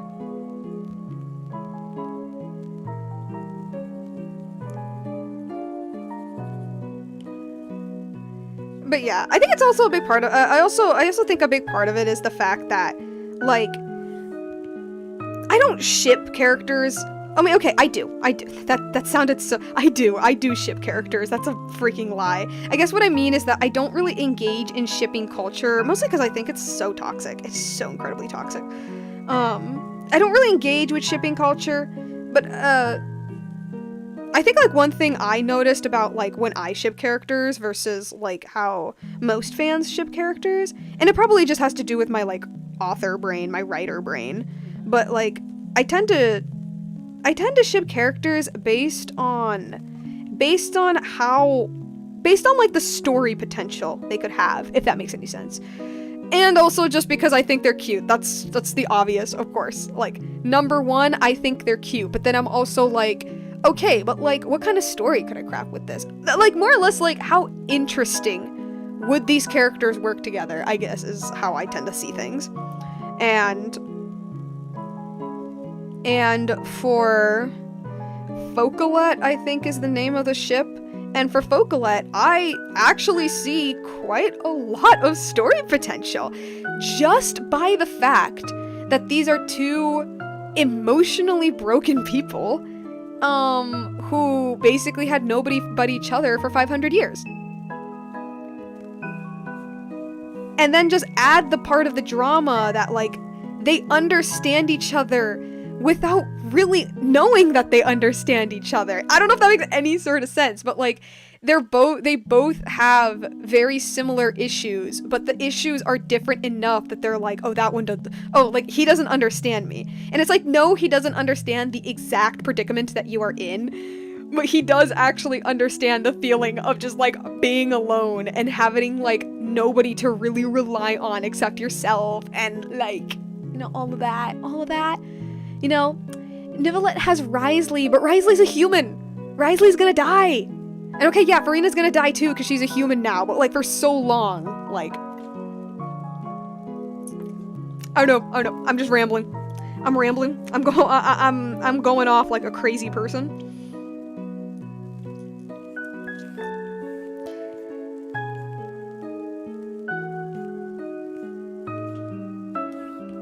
But like I said, like, these are all just, like, little interpretations.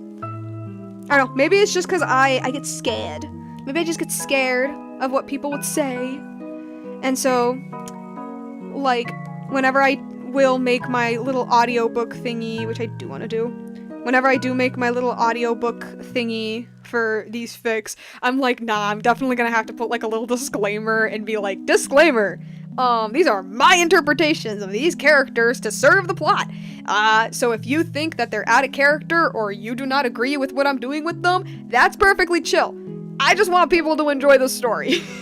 Because it's, yeah, it's like I said, it's practice for my own writing, you know.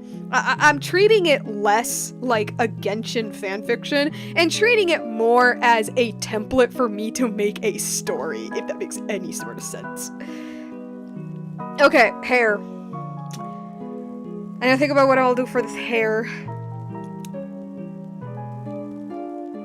I think I'm just gonna shade most of it, actually, and then put, like, a blue,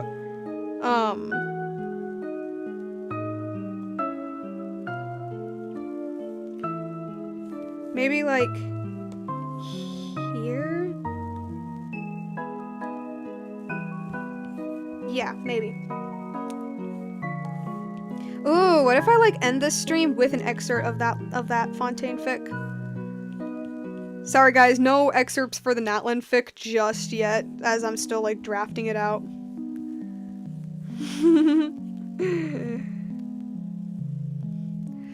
Cora says, as a shipper, I ship either because lol that's funny, or this character dynamic would be so interesting character-wise. No, that's completely fair too. I'm not gonna I won't lie and say that I don't just ship characters just cause, like, it's cute or it's silly. But I mean, first of all, I'm not even that big of a shipper in the first place. So like, most of the characters that I end up shipping is mostly for, like, story reasons. But I mean that's like, I mean yeah, that's I mean that's how like that's like why most people ship, don't they? Like just because like they think it's cute. Okay, I think.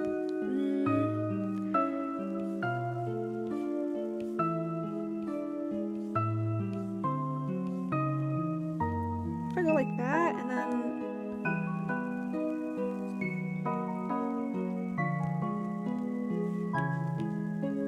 Maybe like this. I don't know. And then the rest of it could be shaded.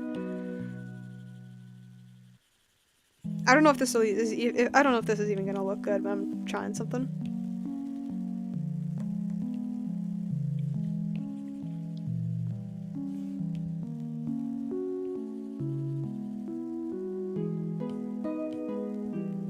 Okay.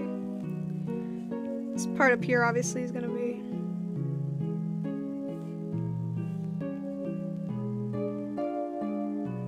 Yeah, maybe for like my next drawing that I do on stream, because I don't know if I want to keep streaming this drawing, or yeah, or well, I mean my original plan was to do the rendering, but that certainly ain't happening.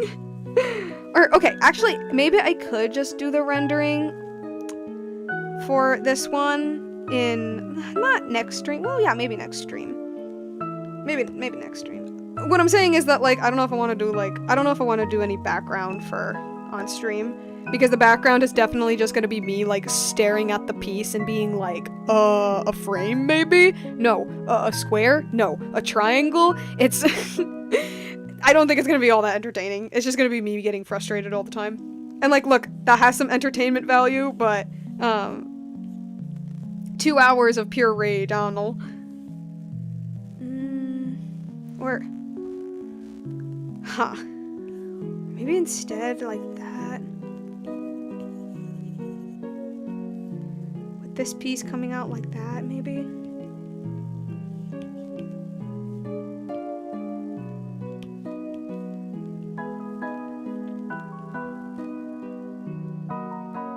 I don't know.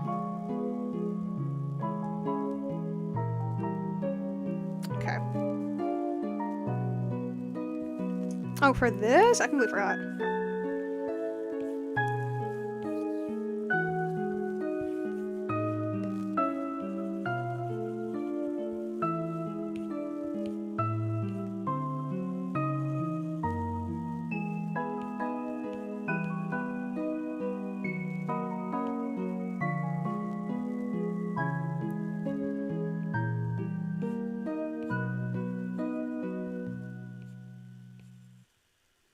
Oh, but what I was gonna say was, I think maybe for, the next, like, illustration for a stream, I had this little, hold on, like, I know I'm supposed to be, like, finishing this sketch, but, like, hold up. I was thinking of doing, like, an Arthurian piece again, because I haven't done one in a while. I had this, like, little idea of, like, this piece of, wait, just get a good circle. This piece of like a really like young Artie, a really young Arthur. Would he have his crown? I guess he could have his crown. With like a really young Arthur, right? His little cape and stuff. No, actually he doesn't have a cape when he's that young. Like a young Arthur, like newly crowned king. And then I had this idea that like right behind him there is this massive painting. This massive painting that is a painting of his uncle. Let's get a good.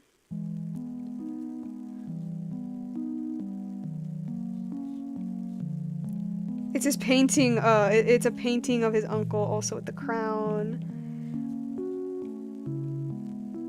I don't know, I don't know, I thought it would be, like, super cool. He could be the one that's, like, mostly in the light, while the painting of his uncle is a little bit, like, in the dark, kind of thing. I don't know, I just thought it'd be so cool as, like, a piece. The context is lost on most people. This is mostly a me thing. But I thought it'd be pretty cool. Pretty cool idea to like play around with.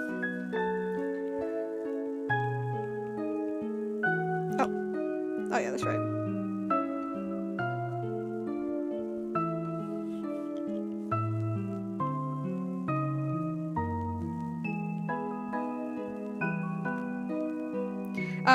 Cora says it sounds very neat. Yeah, I don't know. That'd be cool. Thought it'd be cool. As for like who is this random uncle character you just suddenly brought up, if you're wondering. So in my Arthurian canon, which is basically a mixture of a bunch of Arthurian canons, because surprisingly Arthur does not have a specific canon, it's very complicated. In my Arthurian canon, screw it, let me just explain the family tree. I'm just explain the family tree. Okay. I cannot write. So we got Arthur, right? We got Arthur. And he is the son of Igraine. Well, she has maybe different spellings, but this is like her general. And of course his father, Uther, which I know, a really dumb name for his dad, but that's his name. And Uther actually has a brother. Uther has a brother, which his name is typically Ambrosius Aurelius, who is often paired with Merlin as well. It's complicated. But yeah, in my story, I didn't want to put Ambrosius. I know it's supposed to be Roman because it takes place in the post-Roman era, but I don't know. Ambrosius is just too complicated for my baby brain, so it's just Ambrose. So, Ambrose. Their parents, or at least their father, I think their father is Constantine, not the famous Roman emperor, just a guy that happens to be named Constantine. You know, it's kind of like you go to a Hispanic country, you're going to see a bajillion Julius Caesars. You can see like so many Julius Caesars. None of them are the Roman one, they're all just called that. Constantine. So, I think, yeah, Constantine is their father. Uther and Ambrose are brothers. And Uther had Arthur. And, well, let me think about... Oh, yeah, and then there is... Vortigern, who was the first king of the Britons. I don't know how to spell his name. I don't know if this is how you spell it. Vortigern, I think, in general Arthurian canon, is not related to any of them. But when Constantine died, aka when the Romans left Britain, Vortigern just kind of shoved himself into, not the family tree, but he basically became king. He basically usurped the throne as king. Actually, I think Vortigern literally means usurper. And then Vortigern died, and because Ambrose was the older brother, Ambrose became king. And yeah. Ambrose became king. However, Ambrose never had a wife or children, so when he died, Uther became king. And then Uther had his thing with Igraine, and he had Arthur, and then Uther died, and then Arthur's there. That's the very messy Arthurian family tree for y'all. Okay, I think Renova's mostly done. Ooh, okay, actually, this doesn't look that bad. It's actually not bad. You're a little darker, probably. I think, though, I might have to shift the color of, the shading for her.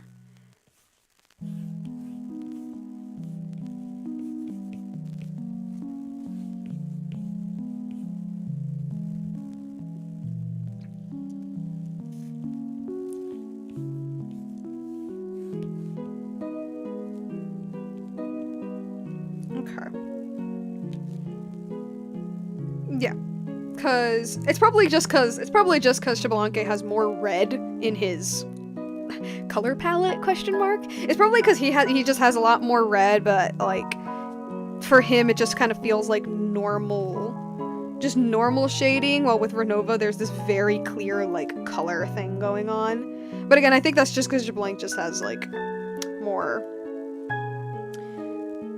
color, just more red in his stuff. Okay, I think I don't know if I want to do highlights. I think that would actually mess with it, not gonna lie. Yeah, I think I'm just gonna put, like, the blue light thing. I just call it blue because I'm lazy.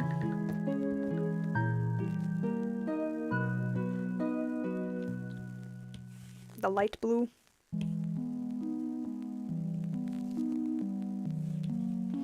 Oh shoot, what's the deal with Ambrose? I was gonna mention that. What's that whole deal? Okay, so in the general Arthurian canon, Uther, which is Arthur's dad, sucks.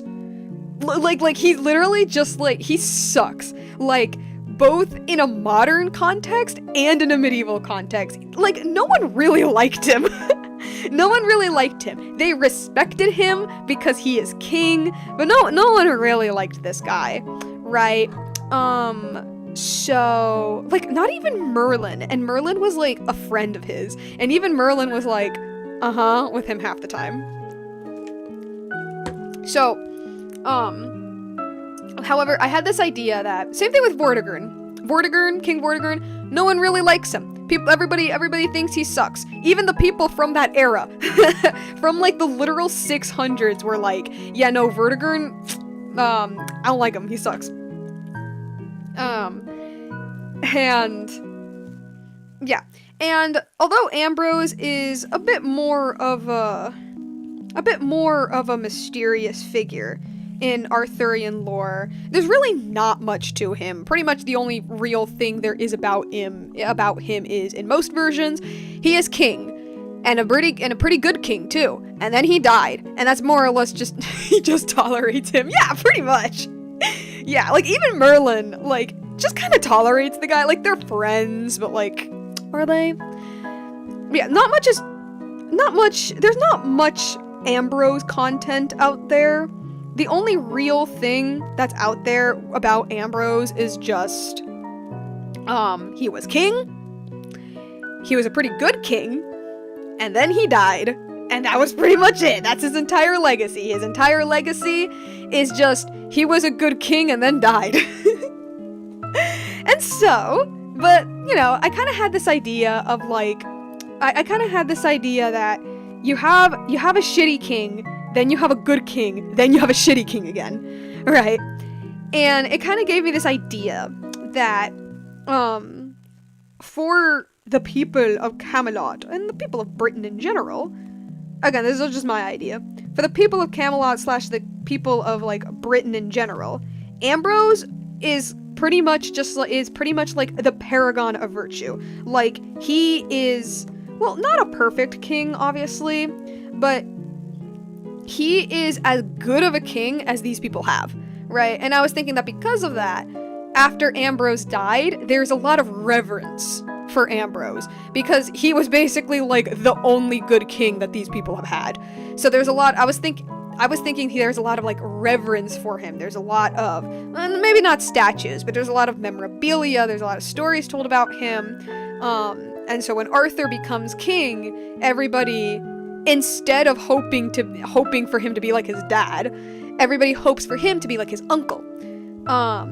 And of course Arthur never knew Ambrose, so he didn't really know his uncle personally, so it's kind of like a big weight on my shoulders to be like a man I didn't even know, and that kind of stuff. Yeah, I was thinking that the kingdom, that, like, Camelot is very reverent for Ambrose, and they see him as just, like, basically the best king that they have ever had.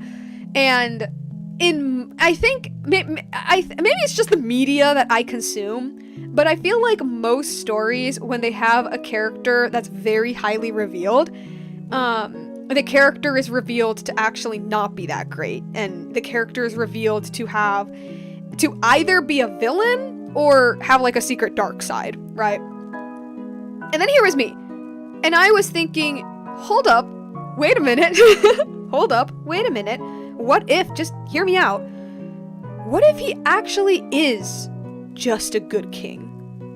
What if he didn't have a secret dark side? What if he's not a perfect king, like, what if, you know, he was just that competent, that compassionate of a leader that people basically saw him as a perfect king? But, like, basically what I'm saying is that what if he actually is what people say about him? Strong, confident, kind, compassionate, you know? However, because he is still a king in the middle of war, there's that level of morally gray. Like, he still needs to kill to get the job done. So he's not, like, he's not a saint, but, he's a valiant protector. I don't know, it was a thought I had.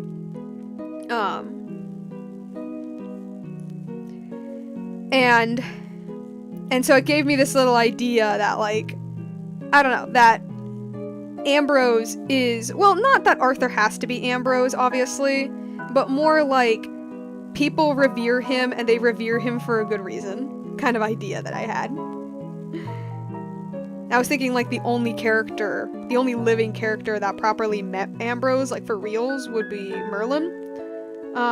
Because Merlin is old, okay? I'm not gonna make Merlin, like, 1,000 years old or anything like that, but he's definitely, like, over 100. I was thinking, like, Merlin was Ambrose's friend before he was Uther's. And, yeah, Merlin was Ambrose's friend before he was Uther's. And, I don't know, I had this, like, little idea that, I don't know, maybe, like, Arthur would ask, like, his teacher, like, was Ambrose actually this, like, great, amazing leader as people say he was?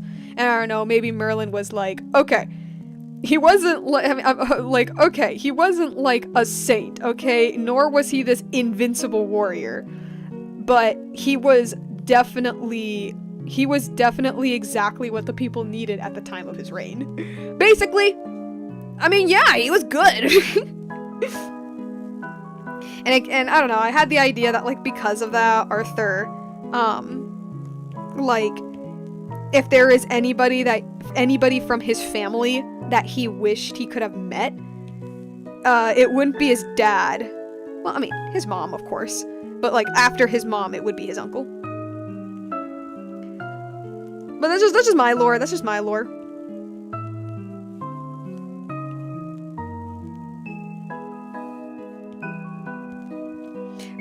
But yeah, everybody just tolerates Uther. No one really likes him. Like, man, even the authors that wrote stories about Uther just kind of felt like they just slapped him in there because he's Arthur's dad. It's so funny. Because, like, I've mentioned this before, I love morally gray characters, okay? I love that. But every once in a while, you just need a bad guy. Okay, well, he's not a villain, but you just need a guy who's just a piece of shit. Sometimes you just, like, he's not even a villain. Uther's not even a villain, really. He's just a guy that really, really sucked and no one liked him. And, you know, sometimes that's okay, because the unfortunate truth is that people like that exist. You know, there are some people who just kind of suck.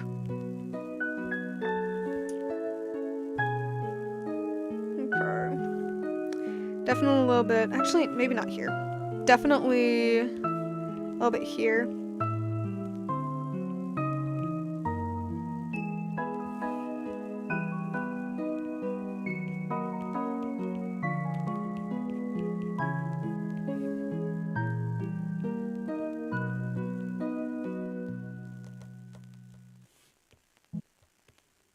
Hello? Or did the thing ended? Nope, it's an ad. Where's your playlist taking you? Down the highway? To the mountains? Okay. And then for here... maybe...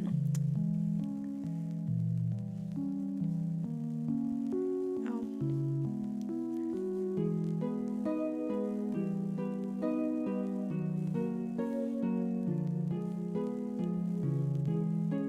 Like there. Definitely here. Okay. I think that's all I can really think of with the blue on his side. I'm just gonna probably put a bit here as well. Okay. Oh wait, this part here. Or do I have to? I don't know.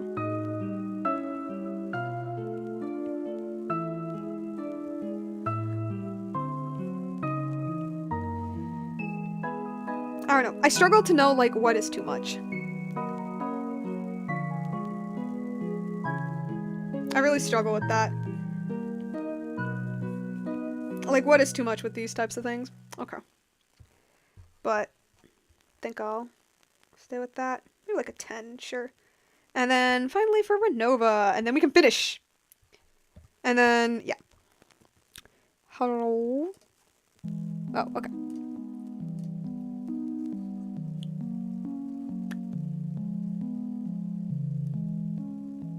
Alright.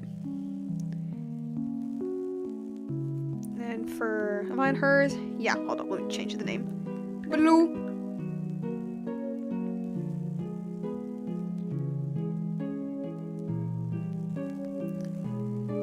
And for you. Oh, why is this? I get a softer brush actually.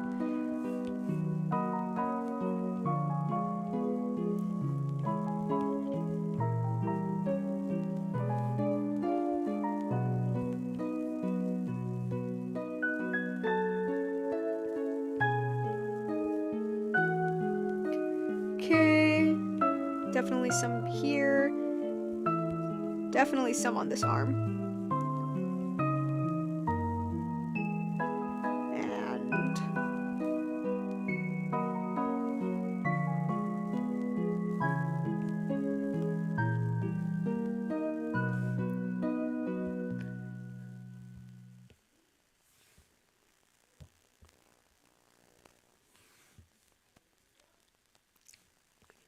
oh, yeah, okay, playlist ended.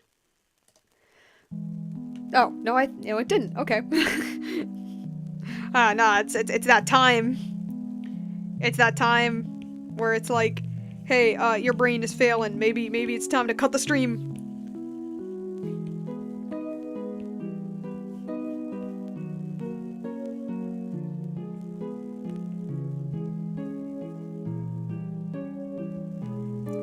Maybe not like that. Maybe definitely some down here under the leg.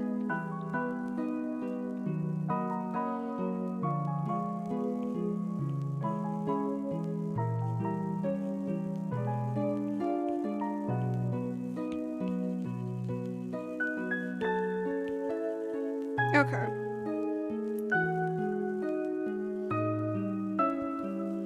Let me like redo this part.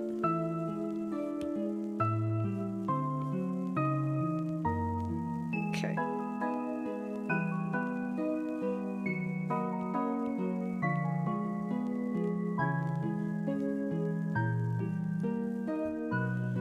Alright, and then for this part,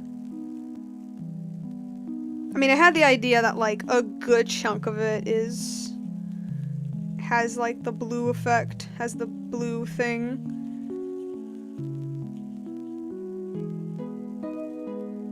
Or maybe like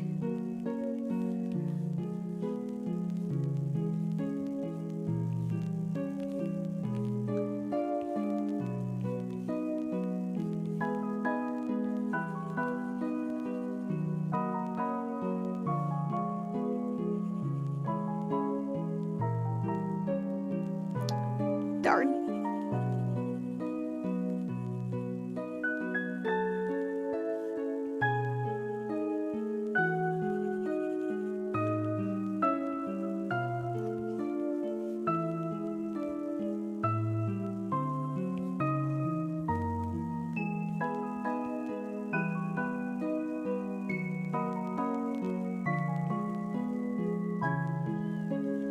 Then here, definitely back here is, or maybe not, or I don't know. No, yeah, there's definitely something here, back here.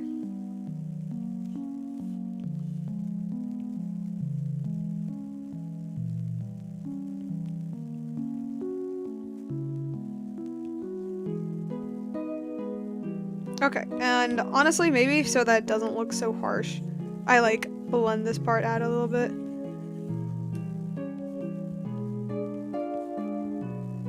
Okay. Oh, yeah, this part right here. How could I forget?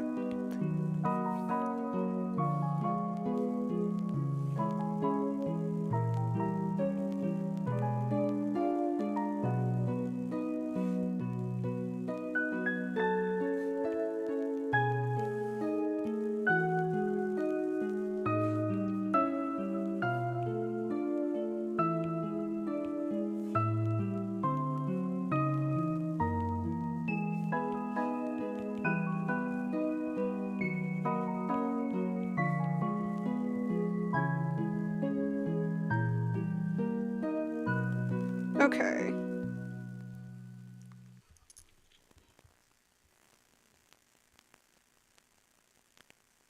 Maybe a little bit lower. Like a... Yeah, like a... Is it 10 too much? No, actually... Actually, a 10 is fine. And... Actually, maybe just like the tiniest bit higher, maybe. I don't know. 12? 13? 13 or 12. Maybe. Maybe I just need to blend some stuff. Maybe I just need to blend some stuff in. Maybe that's it. Maybe that's what's like messing with me.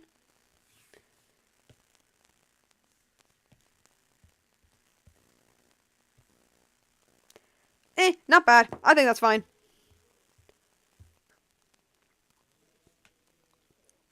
That's fine. Just go to the...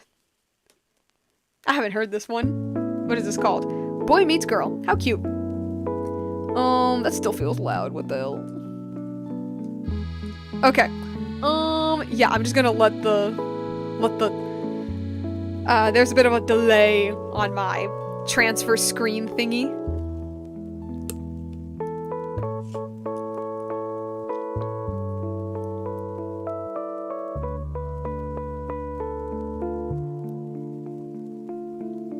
Okay. So, I think this is it for today. Just to see this giant sun that's like in the back. Actually, maybe that could be the sun for the background. But I think I'm gonna figure that out for next, like off screen. Okay.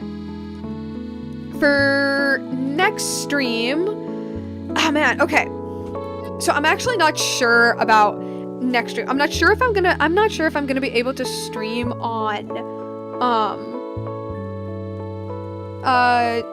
Joe Jira guy says I'm back. Welcome back. Unfortunately we are gonna be ending soon. I'm just kinda like thinking about like plans for like next stream or whatever. Because I was thinking that for next stream I could do the rendering. I don't think I want to do the background for this on stream, honestly. I think I just want to do the background, like figure it out myself. But at least for like these characters, maybe like the rendering, I still kind of want to do. Yeah, I still kind of sort of want to do the rendering for these guys.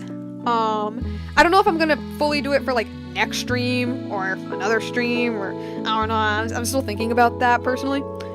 Yeah, I'm still like thinking about that. So, because I do want it for next week to start the new like Natlan stuff in Genshin again. But again, I still need to figure out like my schedule, or maybe, just maybe, I could do that very rare Friday stream.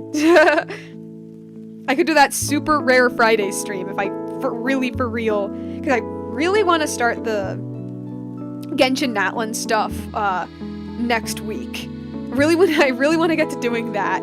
So I think that's what I'm gonna try to do. If I can't stream on Wednesday or Thursday, or I could just stream tomorrow, actually.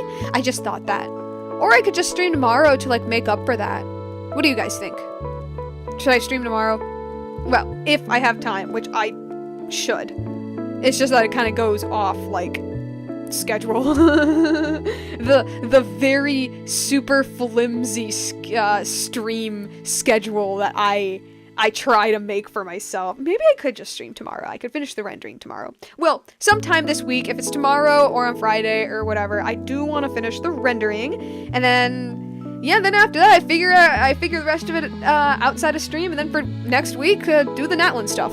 Do the new Natlan stuff, because according to my brother, there is a lot of Natlan lore going on there, and I need to play it, because Natlan lore is like, it's like my bread and butter right now for like Genshin stuff. But if you have time for it, then that's fine. Yeah, well, I'll have to see. Hopefully. But yeah. It really sucks. Every time I try to do like a little schedule for my streams, like something always happens, because this when I say schedule, nothing is like set, nothing is official.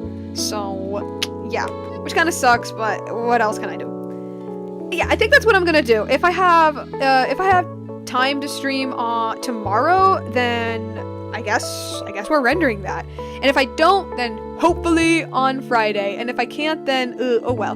But I do want to do the Genshin. I do want to get back into like the Genshin stuff, like the gaming stuff for next week.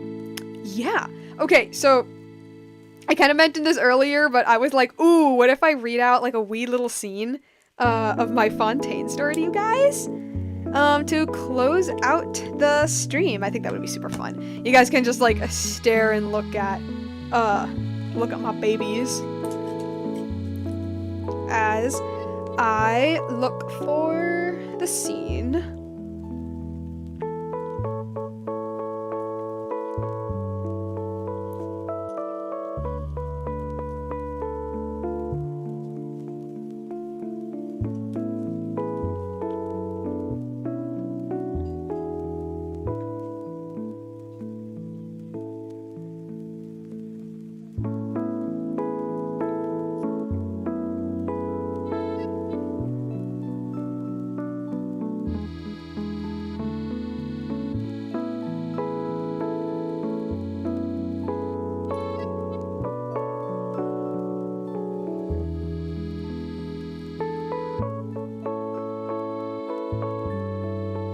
Hold up, I'm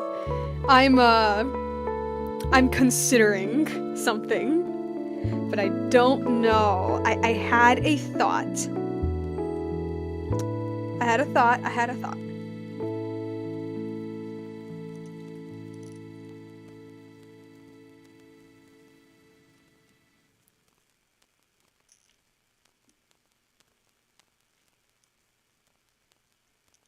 I'm still thinking, hold up. Because there's like two I was thinking about reading, but one of them is pretty much like at the tail end of the story.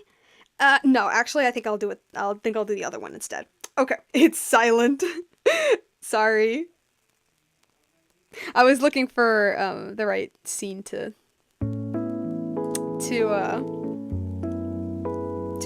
read. Okay, I think I found one. Okay, so for a wee bit of context for this, I don't know if I even mentioned like the timeline, the time period that this Fontaine fix takes place in. So it takes place about like 70-ish years after Nicolette has been Chief Justice. So it doesn't take place like during the Cataclysm, nor does it take place during like modern day Fontaine. This is still like when everything is like kind of new for the two of them. It's still when like, yeah, everything is still kind of new for them. They're still just trying to like figure out life and stuff. Okay, so for even more context, basically, you know, the waters be rising. Farina kind of stressed out about that.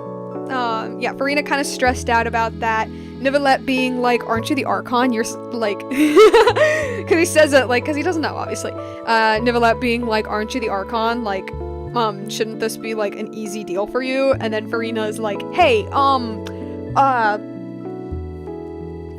you don't see Greater Lord Rukadavada having domain over every single plant in Teyvat, right?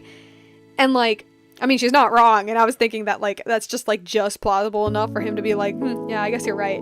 And then basically after that, to like make her feel better, he just like takes her around town.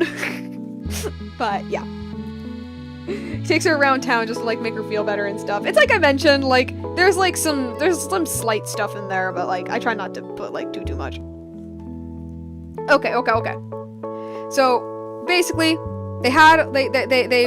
they walked around town for a little bit, and they decided to they take a boat out into the ocean and just kind of like chat and talk about feelings.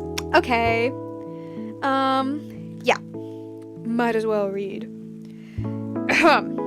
Also, this is like first draft, okay? So like, so if there's any typos and if I can't read it right, forgive me. Okay. Their final destination was to the docks. Nicolette asked for a simple rowboat just for the two of them. His request gained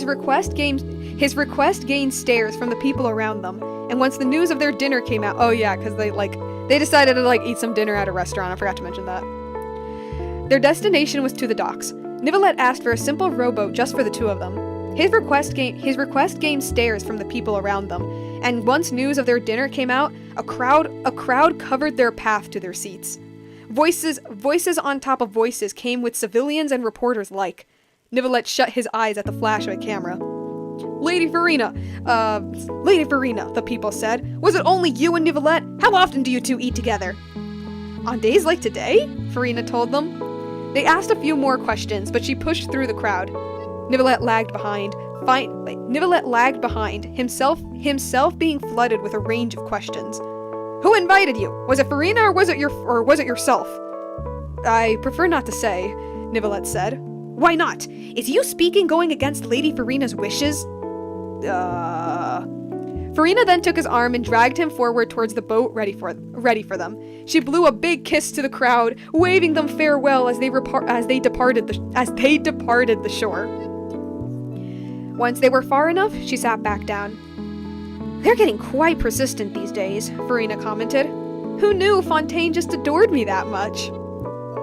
Thank you for saving me back there, Nivelette said as he rowed. Your abilities to deal with crowds always astounds me. It's simple, really. You give a touch of what they want before boldly making your escape. Oh, and when they ask you questions, don't answer earnestly. Just give them the vaguest... and when they ask you questions, don't answer earnestly. Give them the vaguest possible response. Nivelette shook his head. This is why I'm not fond of crowds, he muttered. They stopped us far from any shore as they could. Large stretches of water surrounded them from all directions, dry land being just far enough for no one to see them. Farina leaned off the edge of the boat. She played with the water below her, trying her best to see what lay beneath. Her bright smile then faded. I can see some old buildings from up here, she said. Farina lowered herself closer to see her reflection. Sometimes I wonder what the rest of the Seven think of this. What does it matter what the other Archons think? Nivelette waved it off. What truly matters is you and what you do for Fontaine. I can only imagine how it must feel to carry Egeria's legacy and the pressures that come with it. Farina kept her eyes on her face in the water. And Nivelette's still talking here. While you can be dramatic and hysterical at times, the people's love for you is stronger than you believe. Stop talking, Farina growled. They see you as the best Archon around, Nivelette added. I said stop talking, Farina snapped. She whipped around towards the man she spooked. I'm sorry, I didn't... Wait, what the... Oh, wait, no, I'm so sorry. That's Nivelette speaking. Sorry. Nivelette says, I'm sorry, I didn't... And then Farina says, I'm sorry, because you can't see it. And then Farina says, Egeria dying was the worst thing to ever happen, the girl cried. I was probably out there living life before damn Archonhood the next day. Yet everyone here thinks I was always meant to be that. But who would I be if I never took that role? Nivelette only blinked, but Farina stammered with if Egeria never passed, I mean. Before the dragon could respond, Farina pulled back. She gripped the edge of the wooden boat and ducked her head low enough her bangs covered her face. What if I was never Archon? She spoke in a quieter voice. Would I be sadder? Happier? What kind of interests would I have? Would I even stay in Fontaine? She shook her head a little before taking a look at the Opera Epiclese far off in the distance. I once thought that if I read enough books, acted in enough plays, brought enough help to ease through work, then maybe I'd figure it out. But I don't think I did. Her flood of questions hit Nivelette deeply. They were questions he often... What the hell did I write?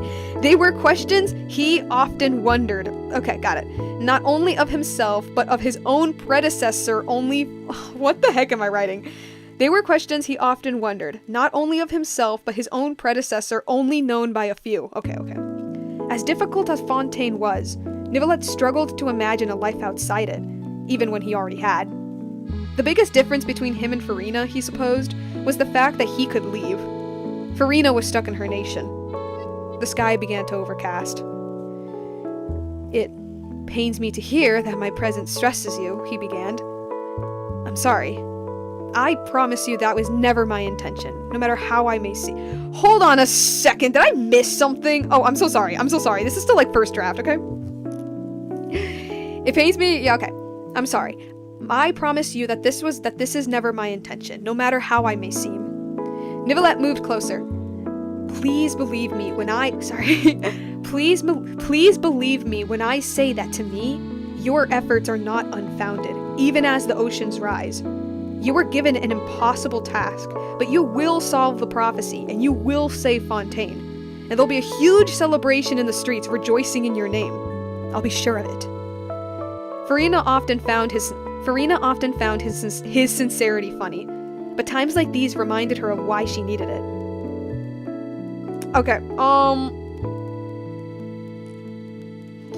I think I'm going to stop it there. The scene goes on for a little longer, but then that's brought up. That's some like actual like legit story stuff. Yeah, no, that's it. Okay.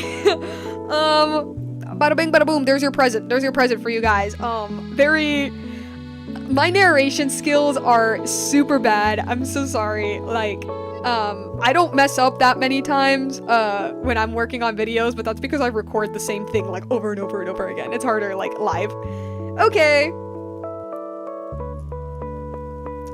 Cora says, ooh, the clouds forming when Nouvellette felt remorseful slightly is a nice touch. Oh yeah, no, I always made sure that whenever Nouvellette feels any sort of like strong emotion, the weather around him starts to react. And there's like a couple of times throughout like my story where the sky begins to like overcast, like some storm clouds start to build, and he just has to like lock in and just like hold his emotions so that it doesn't start raining. Especially when like people are outside. Well, not when people are outside, but like especially when like him or his friends or Farina's outside, like he has to like lock in as much as he can, but the sky still kind of reacts. I don't know, it's so fun. He's a fun character to write. Okay. Yeah, no, that's basically it. Hopefully I'll be able to stream tomorrow. I can't really promise you that, but like I should be able to, and if I don't, oh well. But yeah, no, that's basically it. Just go to the scary infinite void, go to like my silly little other void, and yeah, that's it. Bye.